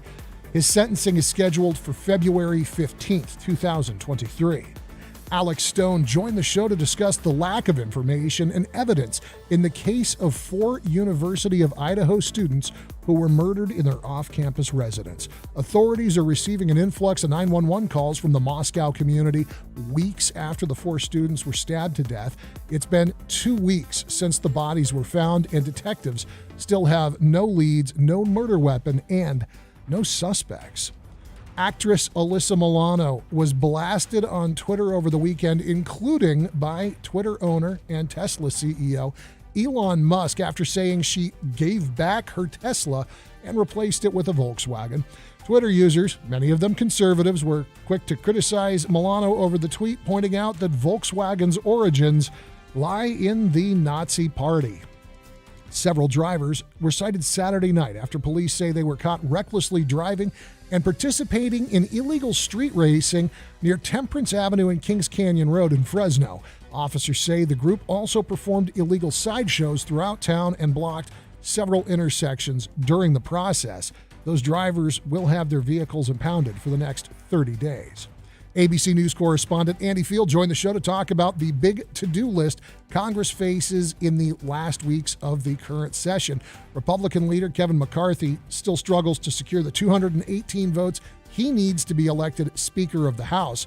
Several McCarthy foes have declared they will not vote for him under any circumstances. That includes Congressman Matt Gaetz, who appeared on Steve Bannon's podcast and told Bannon he has the critical mass to deny McCarthy the speakership, given the GOP's slim majority.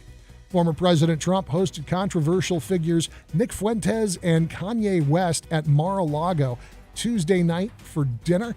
A source at the dinner told ABC News that Kanye West asked Trump to be his vice president during the meal. Trump posted about the meeting on Truth Social, claiming he didn't know that West would be bringing other guests, and Trump did not mention Mr. Fuentes.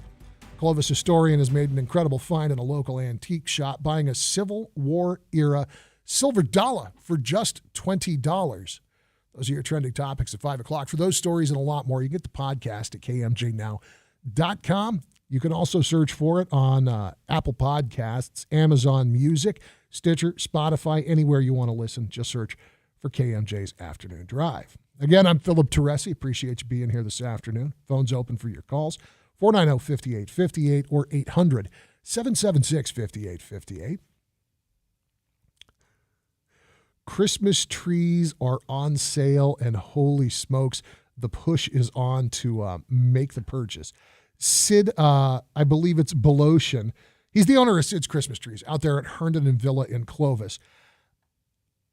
Sid's been selling Christmas trees for over 40 years, and he says that this year a combination of inflation and supply chain issues have forced him to cut back on the number of trees on his lot. This is a trend that you're going to see repeated with all the Christmas tree lots, all the growers. Sid said on the growers' end, they raised their prices again this year. It wasn't as much of a hike as we saw last year, but prices did come up a little bit. And he says that part of this is because the cost of fertilizer and gas to transport the trees has gone up. He says, we kept our prices pretty much the same as last year to help the consumer out. But he also says if you want to pick your tree, pick it now. The co-owner of the Christmas tree lot at Willow and Shepherd says that they've also felt the hike in prices. Jameson Hensel's his name, and he says it's been a little bit of a hit, but prices are pretty consistent with last year. Lots like these were full of large trees up until a couple of days ago, but the big ones are starting to empty out quick. So the advice, and I know it's a little bit like asking a barber if you need a haircut. The advice is, if you want to pick a live tree, go get it now. I can tell you from firsthand experience, we were actually out at Sid's lot this weekend. We went on Friday and got our Christmas tree. And holy smokes, those kids are hustling. They are doing a great job, and everybody's being very friendly and upbeat. As busy as they were, and they were busy when we got there. That lot was full. They're getting the job done. We got a great tree. We also paid about $100 for it. So if you want a live tree, I would go now. If you want an artificial tree, we did that for a few years. This was something I talked Mrs. Teresi into when we still had both of the kids at home, because she loves decorating for Christmas and having the house all dialed in. And I like it too, but I tend to be a little bit more, we'll get to it in the first part of December. She wants to get going. Thanksgiving's over. Let's make it Christmas. So we went and got our Christmas tree on Friday, which was fine. Like I said, Sid's lot, the kids did a great job. The dude that helped us tie it to the roof rack was super efficient. It is always just a little bit, it's always a little tense driving home with that tree when you've got two pieces of twine holding it on the roof of your car. But it held, it got home, it looks great. We're very, very happy with it. We did the fake tree thing. This was an agreement that I extracted from her. I told her, we'll get a live wreath, we'll get live garland, we can do all that. But if you want to put the tree up the day after Thanksgiving, we got to get an artificial tree. And so years ago now, we caught it right at the end of the season. I found an open box pre-lit Christmas tree for like $200. And if you've priced out some of those pre-lit trees, that's not a bad price. It was a good one. It was like an 8-footer, looked as real as a fake tree ever looks. And it lasted us 6 or 7 years. I mean, we really got our money's worth out of it. And it made that setup for Christmas very easy. Some of those artificial trees, and I'm not talking about the 1960s aluminum tree. I'm talking about like the latest and greatest stuff. If you haven't been at Home Depot lately, it's a great spot to go look for artificial trees. I know Target does steady business. I'm sure Lowe's has probably got them too. But I was in and out of Home Depot a little bit over the last week, and some of their artificial trees look fantastic. And they're pre-lit, which in my opinion is one of the greatest arguments in favor of the fake tree. It's one less thing to fuss with. It's one less thing to think about. It's a trade-off. The fake tree does not smell like a real tree, and it doesn't matter if you put up live garland. It doesn't matter if you get a live wreath. Your house doesn't smell the same. On the other hand, it's way cleaner. It's way more convenient. There's no fooling around with water. If the cat knocks it over, you might be out an ornament, but you're not going to have to replace the carpet in the living room. But there is still something about the warmth of the live tree. So if you're going to go and get it now, and maybe pick up a bottle of that tree preservative that's supposed to help them stay alive a little bit longer. And like I said, the guys out at Sid's did a great job. They're out Herndon and Villa. They're directly across Villa from the cemetery. I know that's a little morbid, but it's where they are. Good group of kids out there, and they'll get it done quick. And they've got a lot of flocked trees. I just never got on board with that. Look, whatever makes you happy, whatever makes your house feel like Christmas to you, God bless, go nuts, have fun with it. I don't get it. We had one year, and it was somehow an even bigger mess than the regular live tree, and I thought it smelled like plastic, even though it was a real tree covered in this stuff. The flocking stank. Anyways. All the Christmas tree lots would like you to go buy a Christmas tree immediately. But if you want a good one, if you want to pick it out, I would seriously consider getting out there sooner rather than later, because it's going to be tough this year. They looked well stocked when we were out this weekend, and yet if what they're saying is true and you've got a higher price, which means a lower inventory, you're going to see them dry up quicker. And I don't know. I'm sure that there's places, when you get up into the foothills, that you can go and cut a live tree. But at this point, I have no earthly clue what that experience is even like around here. If you are a live tree cutter, if you're one of those people pining for the Cobb's Ranch experience, is there any place else to go to actually cut down a live tree? And is there any advantage to having cut a live tree over having just gone to a lot and taken care of it and kept it watered through the season? Curious to hear. Live tree, fake tree, cut tree. 490-5858, 800-776-5858. When we get back, a couple of stories involving food, including an interesting cookbook put together using gravestones and a lawsuit that I'm astonished made it into the news cycle, much less a courtroom. It's the Afternoon Drive at News Talk 580, 105.9 KMJ and worldwide at KMJnow.com.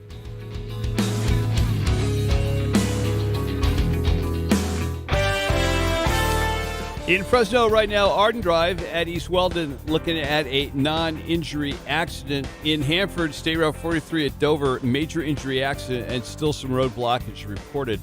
Then in Coalinga, northbound I-5, just north of the 198 connector, a yellow semi causing a hazard in the roadway. Next update is 5:33. I'm Greg Lane with KMJ Traffic. 'Tis the season to dash for $550,000 cash. Win your share of $42,000 weekly at drawings every Thursday and Friday. It's the Holiday Dash for Cash giveaway now through December 23rd. Only at Chukchansi Gold Resort and Casino. Amanda Nugent Devine, licensed marriage and family therapist, CEO of Kingsview. Feelings are not facts, no matter how compelling. We can feel really good about something that is harmful to us, and we can feel really bad about something that is good for us. Feelings provide information and texture to life. They help us mobilize quickly when danger is near, and they help us communicate with others so our actions make sense. But they do not always represent the truth. Feelings are, for lack of a better word, processed through filters that include a myriad of things such as memories, brain chemistry, intellectual ability, culture, personal experience, past trauma, physical disposition, mental health, and influence from substances, just to name a few. This means that you and I can experience the same thing, hear the same thing, learn the same thing, and feel differently about it. The bottom line, enjoy your feelings for all the good they bring you, but question them if they start leading you down a destructive path. The Mental Health Minute with Amanda Nugent Devine is sponsored by Kingsview. Survivors of clergy child sexual abuse in California have limited time to seek justice. Survivors have until December 31st, 2022 to take legal action. Contact Jeff Anderson and Associates for a confidential conversation. Call us at 1-800-ITS-TIME. 12011 San Vicente Boulevard, Suite 700, Los Angeles, California. Attorney advertising. It just takes one stable relationship with a caring adult to help reverse the negative impacts on a child who's experienced abuse or neglect. For foster youth, childhood trauma causes more than physical and emotional pain. It can also lead to lifelong health problems. The good news is that it takes just one CASA, a court-appointed special advocate, to make a difference. Find out how you can help at californiacasa.org today. I know exactly how you feel. You're sitting there at the gas pump wondering, am I ever going to have a regular meal again? Because you're cutting out all the good food because you can't afford the gas, right? Wait until you see your next PG&E bill. No more meals out and no more hair because you're going to be pulling that out as well, too. Do what I did. Planet Solar. When you have a solar system put in by Planet Solar, you literally lock in your energy price forever. Don't you wish it could be that way at the gas pump? Sorry, but you can't do that there. But you can do it for your home with Planet Solar, and it all began for them right here in Central California. One of the things I really liked about these guys is their financing. Don't let the rate hike scare you away from going with Planet Solar. And they are really quick and good and efficient on installation, and they have become masters at putting together a complete solar package with a solar battery. So you've got the juice when PG&E says, no, you don't need it because we're trying to conserve to save the world. Click planetsolar.com. Do that. Call them at 228-9245. Hi there, I'm your host, Dog, filling in for the human who's normally here and bringing you the smells and sounds of the holidays, courtesy of Beggin' Dog Treats. We wish you a begging Christmas. We wish you a begging Christmas. Dog rest ye merry Doberman, let begging you acquire. Deck the halls with strips of begging. Arf, arf, arf, arf, arf, arf, arf, arf, arf. Remember, for bacon-loving dog excitement this holiday, it's beggin'! We expect our information in real time. US Med carries continuous glucose monitors, which provide real-time readings of blood glucose levels. US Med is an approved provider for Medicare and over 500 private insurers. So call 800-730-8405 today for a free insurance and Medicare benefits check. As easy as, that's 800-730-8405.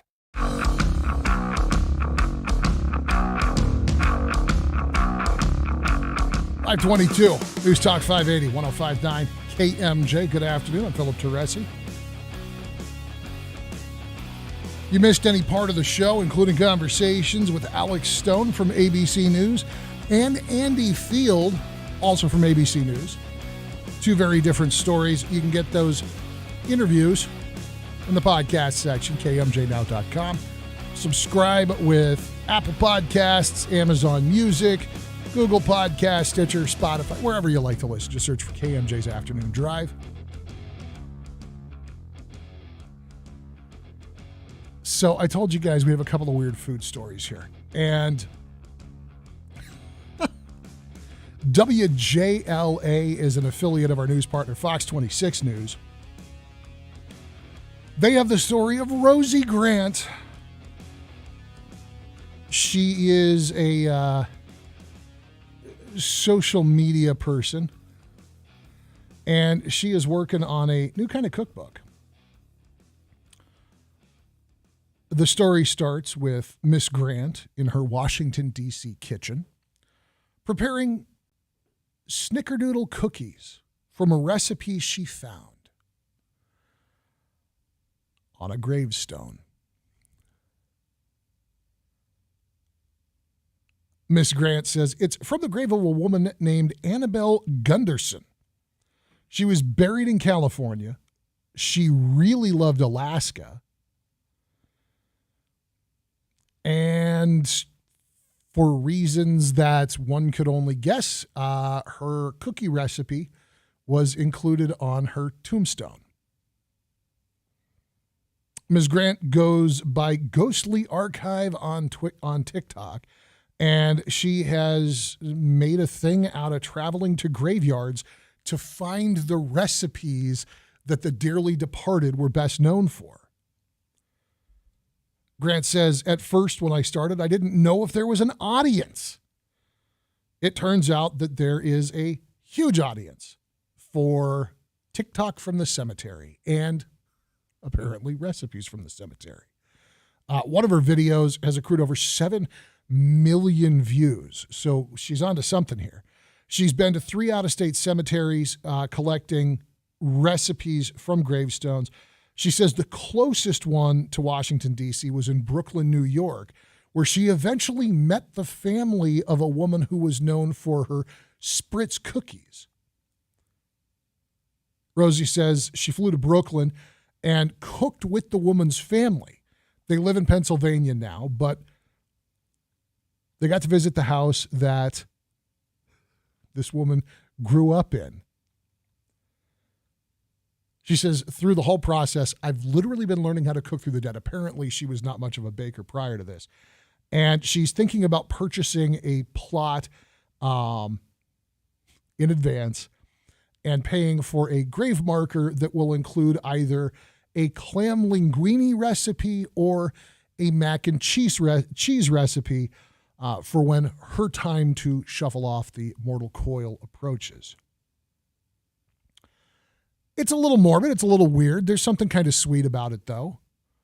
I would not be bothered by somebody making Grandma Teresi's spaghetti sauce if she had chosen to include that recipe in her final memorial. She did not.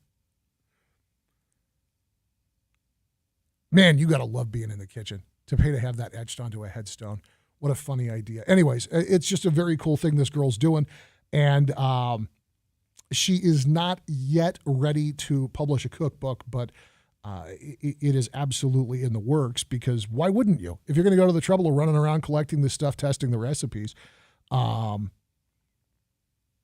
there is a niche market for that, but there is absolutely a market. Well, I mean, she's got 7 million video views on one of these things. Obviously, there's a market for it. Now, one of the recipes she was considering including was a mac and cheese recipe. I'm guessing that's not going to be a variation on the Blue Box. But a Florida woman is now suing the parent company of the Blue Box, Kraft Heinz. She wants $5 million. She says Kraft Heinz has been misleading the public about the time that it takes to prepare their Velveeta microwavable mac and cheese cups. Court records show that a West Palm Beach-based firm has filed a lawsuit on behalf of Amanda Ramirez in the Southern District of Florida.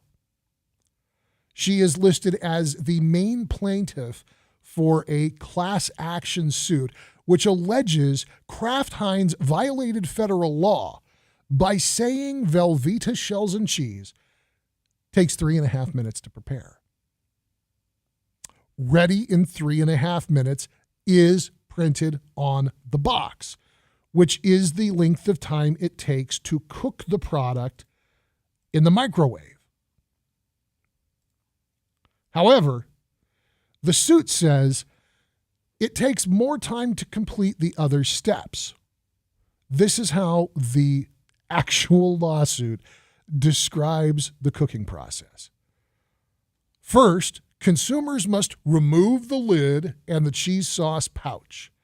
Next, they must add water to the fill line in the cup and stir.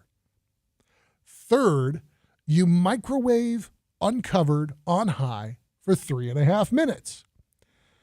And then finally, they should stir in the contents of the cheese sauce pouch.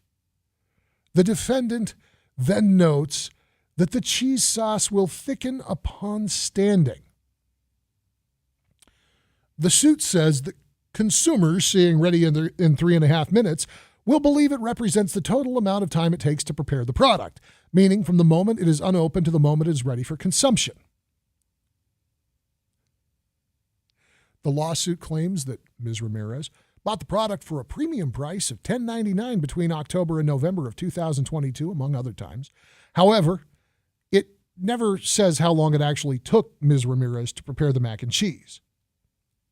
The suit describes the plaintiff as someone who, quote, looks to bold statements of value when quickly selecting groceries, and is, like many consumers who seek to stretch their money as far as possible when buying groceries. The plaintiffs seek $5 million in damages, including statutory and punitive damages exclusive of interest and costs. The Kraft Heinz Company responded to the lawsuit this past Sunday, saying, "We are aware of this frivolous lawsuit and will strongly defend against the allegations in the complaint."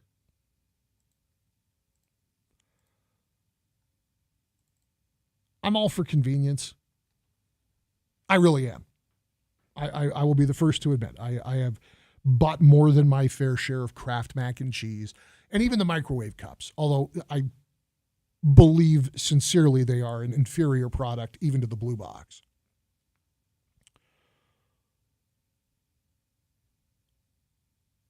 To tell you the truth, I've been living off of this junk.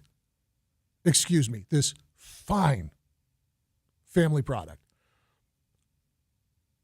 Most of my adult life, my first apartment, my first load of groceries, this is not a joke, my first load of groceries was a handle of Jack Daniels, a case of Budweiser, a Costco 10-pack of Kraft Blue Box mac and cheese, a Costco flat of SpaghettiOs, a gallon of milk, and a pound of butter. Wonder why I got fat. It was my first apartment. I was a kid. It has never occurred to me to look at the front of the package as anything other than just proof positive that I got the right box. I honestly couldn't have told you if they've ever had a cook time on the front of it.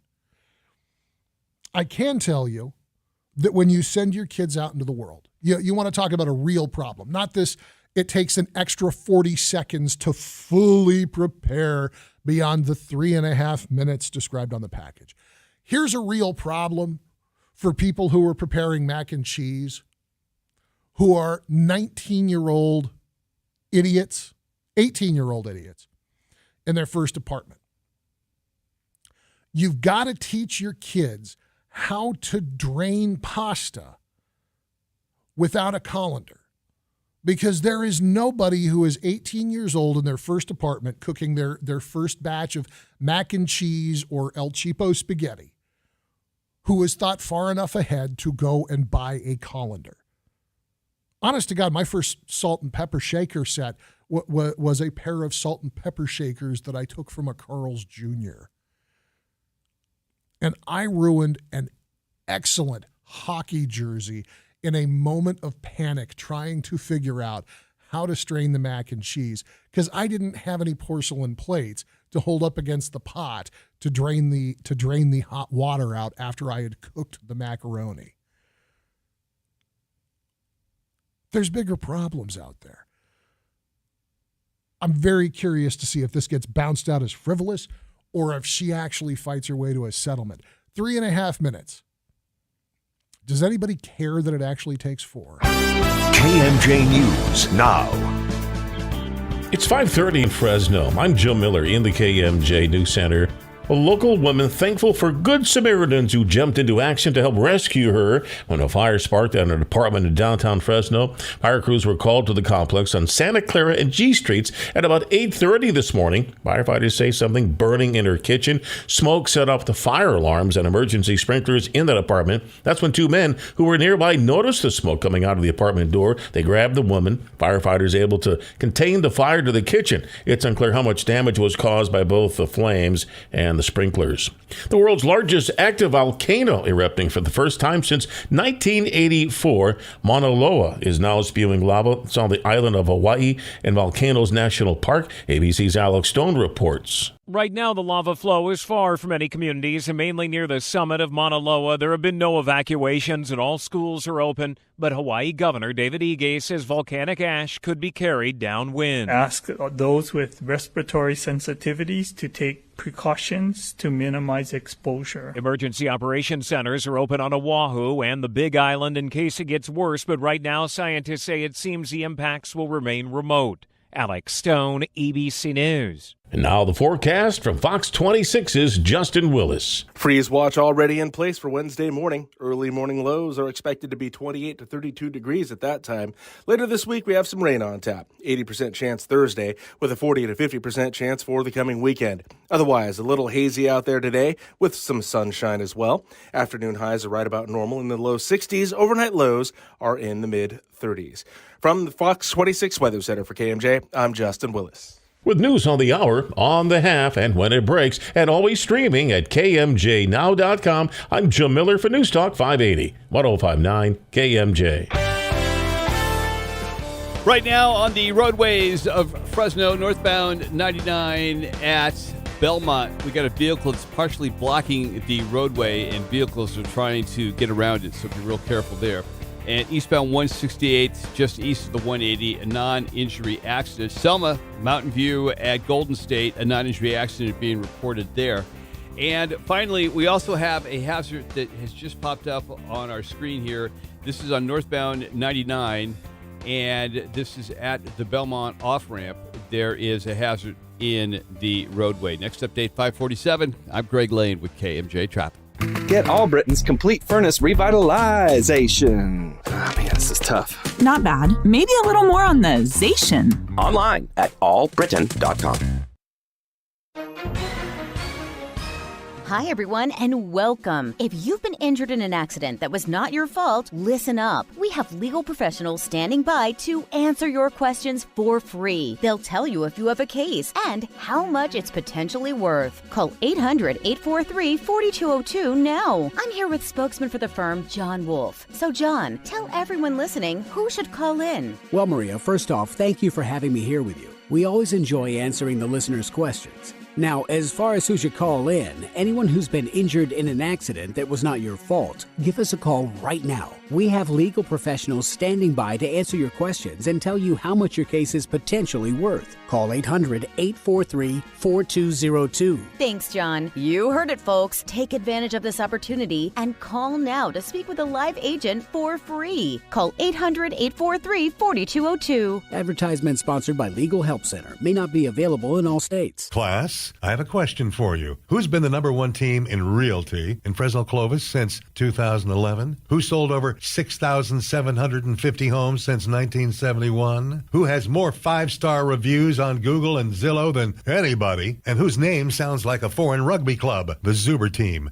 Z-U-B-E-R. Zuber Team. And their sport is getting your home sold. And they do this with so many innovations. The trade-up program, the instant cash offer, that's a biggie, and also helping with repairs. You got a few things that need to be done, that need to be touched up before you sell? Darren can get a lot of help for your home, and it'll be in great shape. So when it hits the market, you will get every penny that you ask for. That impeccable team, the Zuber Team, led by Darren and Daryl. Click ZuberTeam.com or Google Zuber Team. I am actually thinking about downsizing. Yeah, so you know who I'm going to use if it comes to that. License number 1213700. Do you have 3 ex-wives and your current trophy wife wants a life insurance policy 3 times the size of the policies you had to purchase for your previous mistakes? If so, you need to call Big Lou at Term Provider, 800-777-1979. Big Lou is intimately familiar with your problems, and if you're 50 or 60 years old and in reasonably good health, a $1 million policy should only cost about $100 to $200 per month. Big Lou may have a solution for your previous policies as well. You may even save enough money to lighten the load on your new $1 million policy. Remember, call Big Lou. He's like you, except he's only on number 2.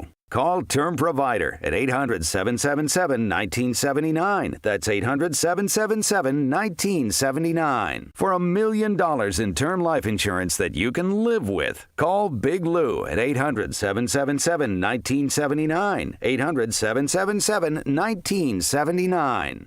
'Tis the season to dash for $550,000 cash. Win your share of $42,000 weekly at drawings every Thursday and Friday. It's the Holiday Dash for Cash giveaway now through December 23rd. Only at Chukchansi Gold Resort and Casino. Your calls, your tweets, and your voice are welcome right now. You like to talk, so it shouldn't be a problem. The Valley's Afternoon Drive with Philip Teresi on News Talk 580 1059 KMJ. 540 on your afternoon drive. It's News Talk 580 1059 KMJ. I'm Philip Teresi. Last call for your calls at 490-5858 or 800-776-5858. So we've got a local-ish story, and we've got, I think, proof that we are entering a different kind of silly season as far as the media cycle goes. I mean, no secret of the fact that I think the 24-hour infotainment networks are, at this point, equally harmful and helpful. Being informed is absolutely essential to self-governance. Unfortunately, that's not what the 24-hour infotainment networks do anymore. They take little pieces of reality, and then they stretch it out into massive editorial content that's designed to entertain. It's designed to titillate or enrage, to amuse, and certainly to get you to hang on through just one more commercial break. It's no secret. It's, to be perfectly honest, it's also kind of my job. If I just sat here and recited facts all day, you guys would get bored, and so would I. And that's not good for business. But there is a point at which one must recognize we're running out of stuff to talk about. And there are some serious things going on. Everything that is going to try and get railroaded through the remainder of this session of Congress, it bears scrutiny. It bears discussion. It's part of where we had Andy Field on earlier to talk about it. The situation up in Idaho, I think that it's appropriate for the country to keep their eyes on the handling of that case. 4 young people are dead. It matters. And then there's the proof that at a certain point, we just report on famous people because they're famous. And we find something to say about the most unimportant and irrelevant aspects of who they are. And I'm torn because that can be a lot of fun. One of my favorite breaks when I was producing the Chris Daniels show here on KMJ. Chris had shared a photograph, and for the life of me, I cannot remember what the subject of the photograph was. I think it was a book that he had acquired, but I don't remember. I remember that he had set this object that he wanted to share with you guys on this end table that he had, that he absolutely, it's a beautiful end table. It just gorgeous, hand finished. I think it was one of these Amish oak pieces or walnut pieces. It was beautiful.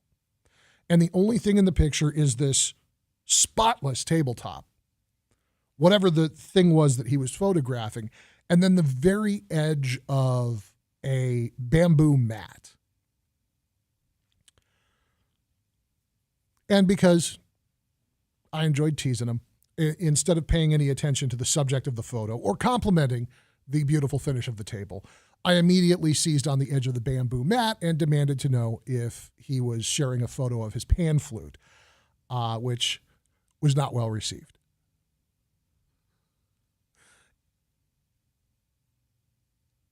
He yelled at me for noticing the wrong thing. He was upset with me for not paying attention to the beautiful table.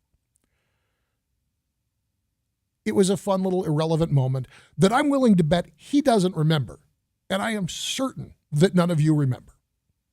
And you shouldn't. It wasn't important. It was just silly. It was just 2 guys busting each other's chops for 5 minutes at the end of an hour 5 years ago.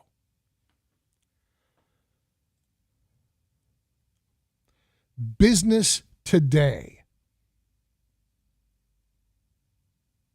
Part of a upcoming news network, a constellation of banking and market and investment and crypto and technology news outlets. Has the story. Diet Coke, guns, American Revolutionary War painting. Elon Musk shares a picture of his bedside table. I have no earthly clue why Elon Musk took a picture of his bedside table and shared it on Twitter. No idea. But in the picture, there are 4 open cans of caffeine-free Diet Coke, a water bottle, a brass lamp base, what looks like might be a replica of Hellboy's revolver. It's not a real gun. It's a toy.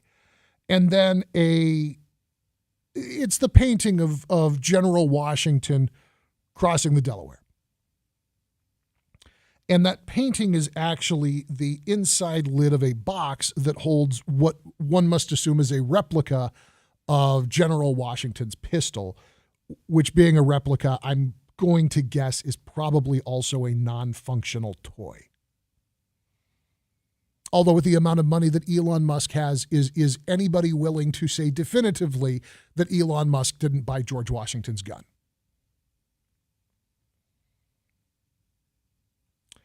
And there are a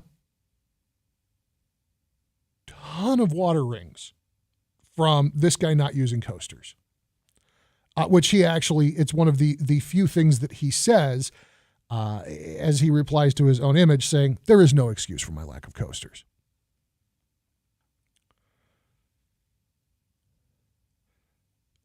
This means nothing. It reveals nothing. It tells us nothing, except perhaps that Elon Musk does a poor job of policing his bedside table and keeping it tidy. Even I use a coaster and I'm broke. This story was repeated across the internet by bloggers of all shapes and sizes. It was repeated enough that it turned up in not one, not two, but 3 news aggregators. We have lost our minds as a society because the only reason that stuff like this gets repeated across news aggregators is because it has been picked up and it has been repeated across the smaller direct media sphere. And the only reason that a story like this, and it's not a story, it's a picture. It's a picture and it's an acknowledgement, a description of the tweet that you can see with your own eyes. Proof positive, a picture is worth 1,000 words, even when those 1,000 words amount to nothing. Elon Musk shared a dumb picture on Twitter. It got 700,000 likes. It got 72,000 comments and replies. And it got picked up by new media as news.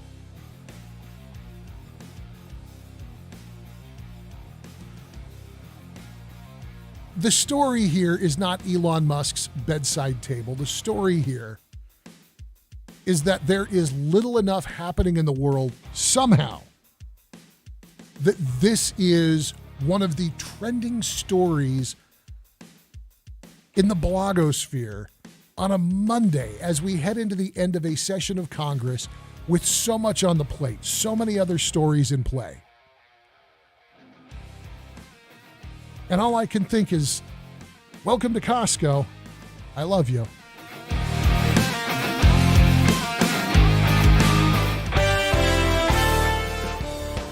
In Fresno right now on northbound 99, just south of Belmont, they got a vehicle stalled in the fast lane. That's causing some problems and a little bit of a backup on State Route 180 at San Mateo. Minor injury accident there. And southbound 41 from Herndon all the way down to the 180. Slow-moving traffic right now out there. No accidents, just a lot of traffic. I'm Greg Lane with KMJ Traffic. 'Tis the season to dash for $550,000 cash. Win your share of $42,000 weekly at drawings every Thursday and Friday. It's the Holiday Dash for Cash giveaway now through December 23rd. Only at Chukchansi Gold Resort and Casino. We all have that person who is hard to buy for. Well, Thomason Tractor Company in Firebaugh is making it easy for you. Anything John Deere they have, from the John Deere compact utility tractors to a large showroom with parts, toys, hats, safes, boots, and apparel for the entire family. Come in today and see our full lineup of Ariat boots and clothing for all of your holiday shopping needs at Thomason Tractor Company. Family owned and operated for over 55 years. Thomason Tractor Company in Firebaugh, where superior service is standard equipment. Buildings Unlimited will be celebrating 20 years serving Central California and the West Side. Buildings Unlimited, specializing in concrete tilt warehousing, cold storage, processing facilities, and commercial pre-engineered metal buildings. Buildings Unlimited is your single point of contact from design to the completion. Proudly featuring new core steel, manufactured in the USA. Buildings Unlimited, where the only limit is your imagination. Call our experienced team for a free consultation at 559-485-9948 or visit us at buildingsunlimited.net. Throughout your journey, you have taken care of yourself and don't expect to stop now. Stay on top of your healthcare needs and let Sante Physicians be your guide. If you're eligible, open enrollment is now available and only takes a few moments to sign up. Sante Physicians is here for your Medicare needs with more resources and locations than any other network in the Valley. Your doctor is here to provide you with the highest quality care, and you can act now by calling 559-234-1393. Sante Physicians, the best doctors, the best choice. On Wednesday, January 18th, for the first time ever, AEW makes their way to the Save Mart Center at Fresno State. The hottest ticket in town. Ring in the new year with AEW as this promises to be one of the biggest events of the year. Oh, wow, that was amazing. Don't miss Kenny Omega, the Young Bucks, MJF. I'm a generational talent. Saraya. I am the revolution. John Moxley. Get in the ring with me. It's dangerous as all hell. Ryan Danielson, Claudio Castagnoli, Dr. Britt Baker, DMD. Jamie Hayter, Eddie Kingston, Orange Cassidy, The Acclaimed.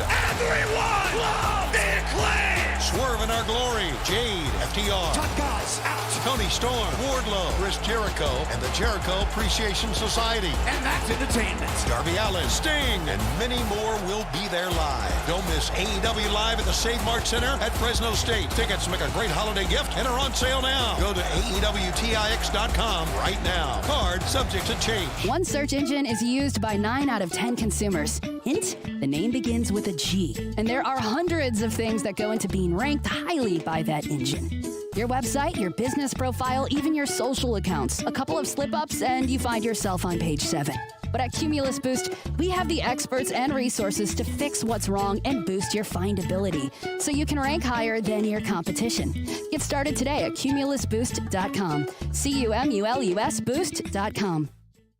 Ad paid for by Anthem Tax Services. Attention! If you or your business is behind in filing your tax returns, or if you owe over $10,000 in back taxes to the IRS, please listen carefully. The IRS does not joke around and will not stop their collection efforts. If you're tired of the IRS letters, levies, liens, or wage garnishments and would like to get a fresh start, we can help. Due to the financial hardships in the country, the IRS is making it easier than ever to settle tax problems for those who owe more than $10,000. We can help settle your delinquent tax problems, end all collections, and may even reduce your back taxes by up to 99%. Even if you can't afford to pay your back taxes, you can still get the help you need. We've helped thousands of taxpayers just like you, but you must call 800-793-1525 today to stop your tax problem from getting worse. The information is free and the help is real. Call 800-793-1525. That's 800-793-1525. Again, 800-793-1525. Miss one of your favorite KMJ shows? Grab the podcast anytime. Just ask your smart speaker.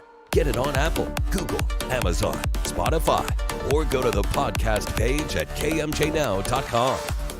Everything that happens in Fresno's got to run the gauntlet at KMJ. It is such a blessing for you all to have what you have. It's been 100 years of communicating with your community. There's nothing like that for 1,000 miles. And so ends our broadcast day.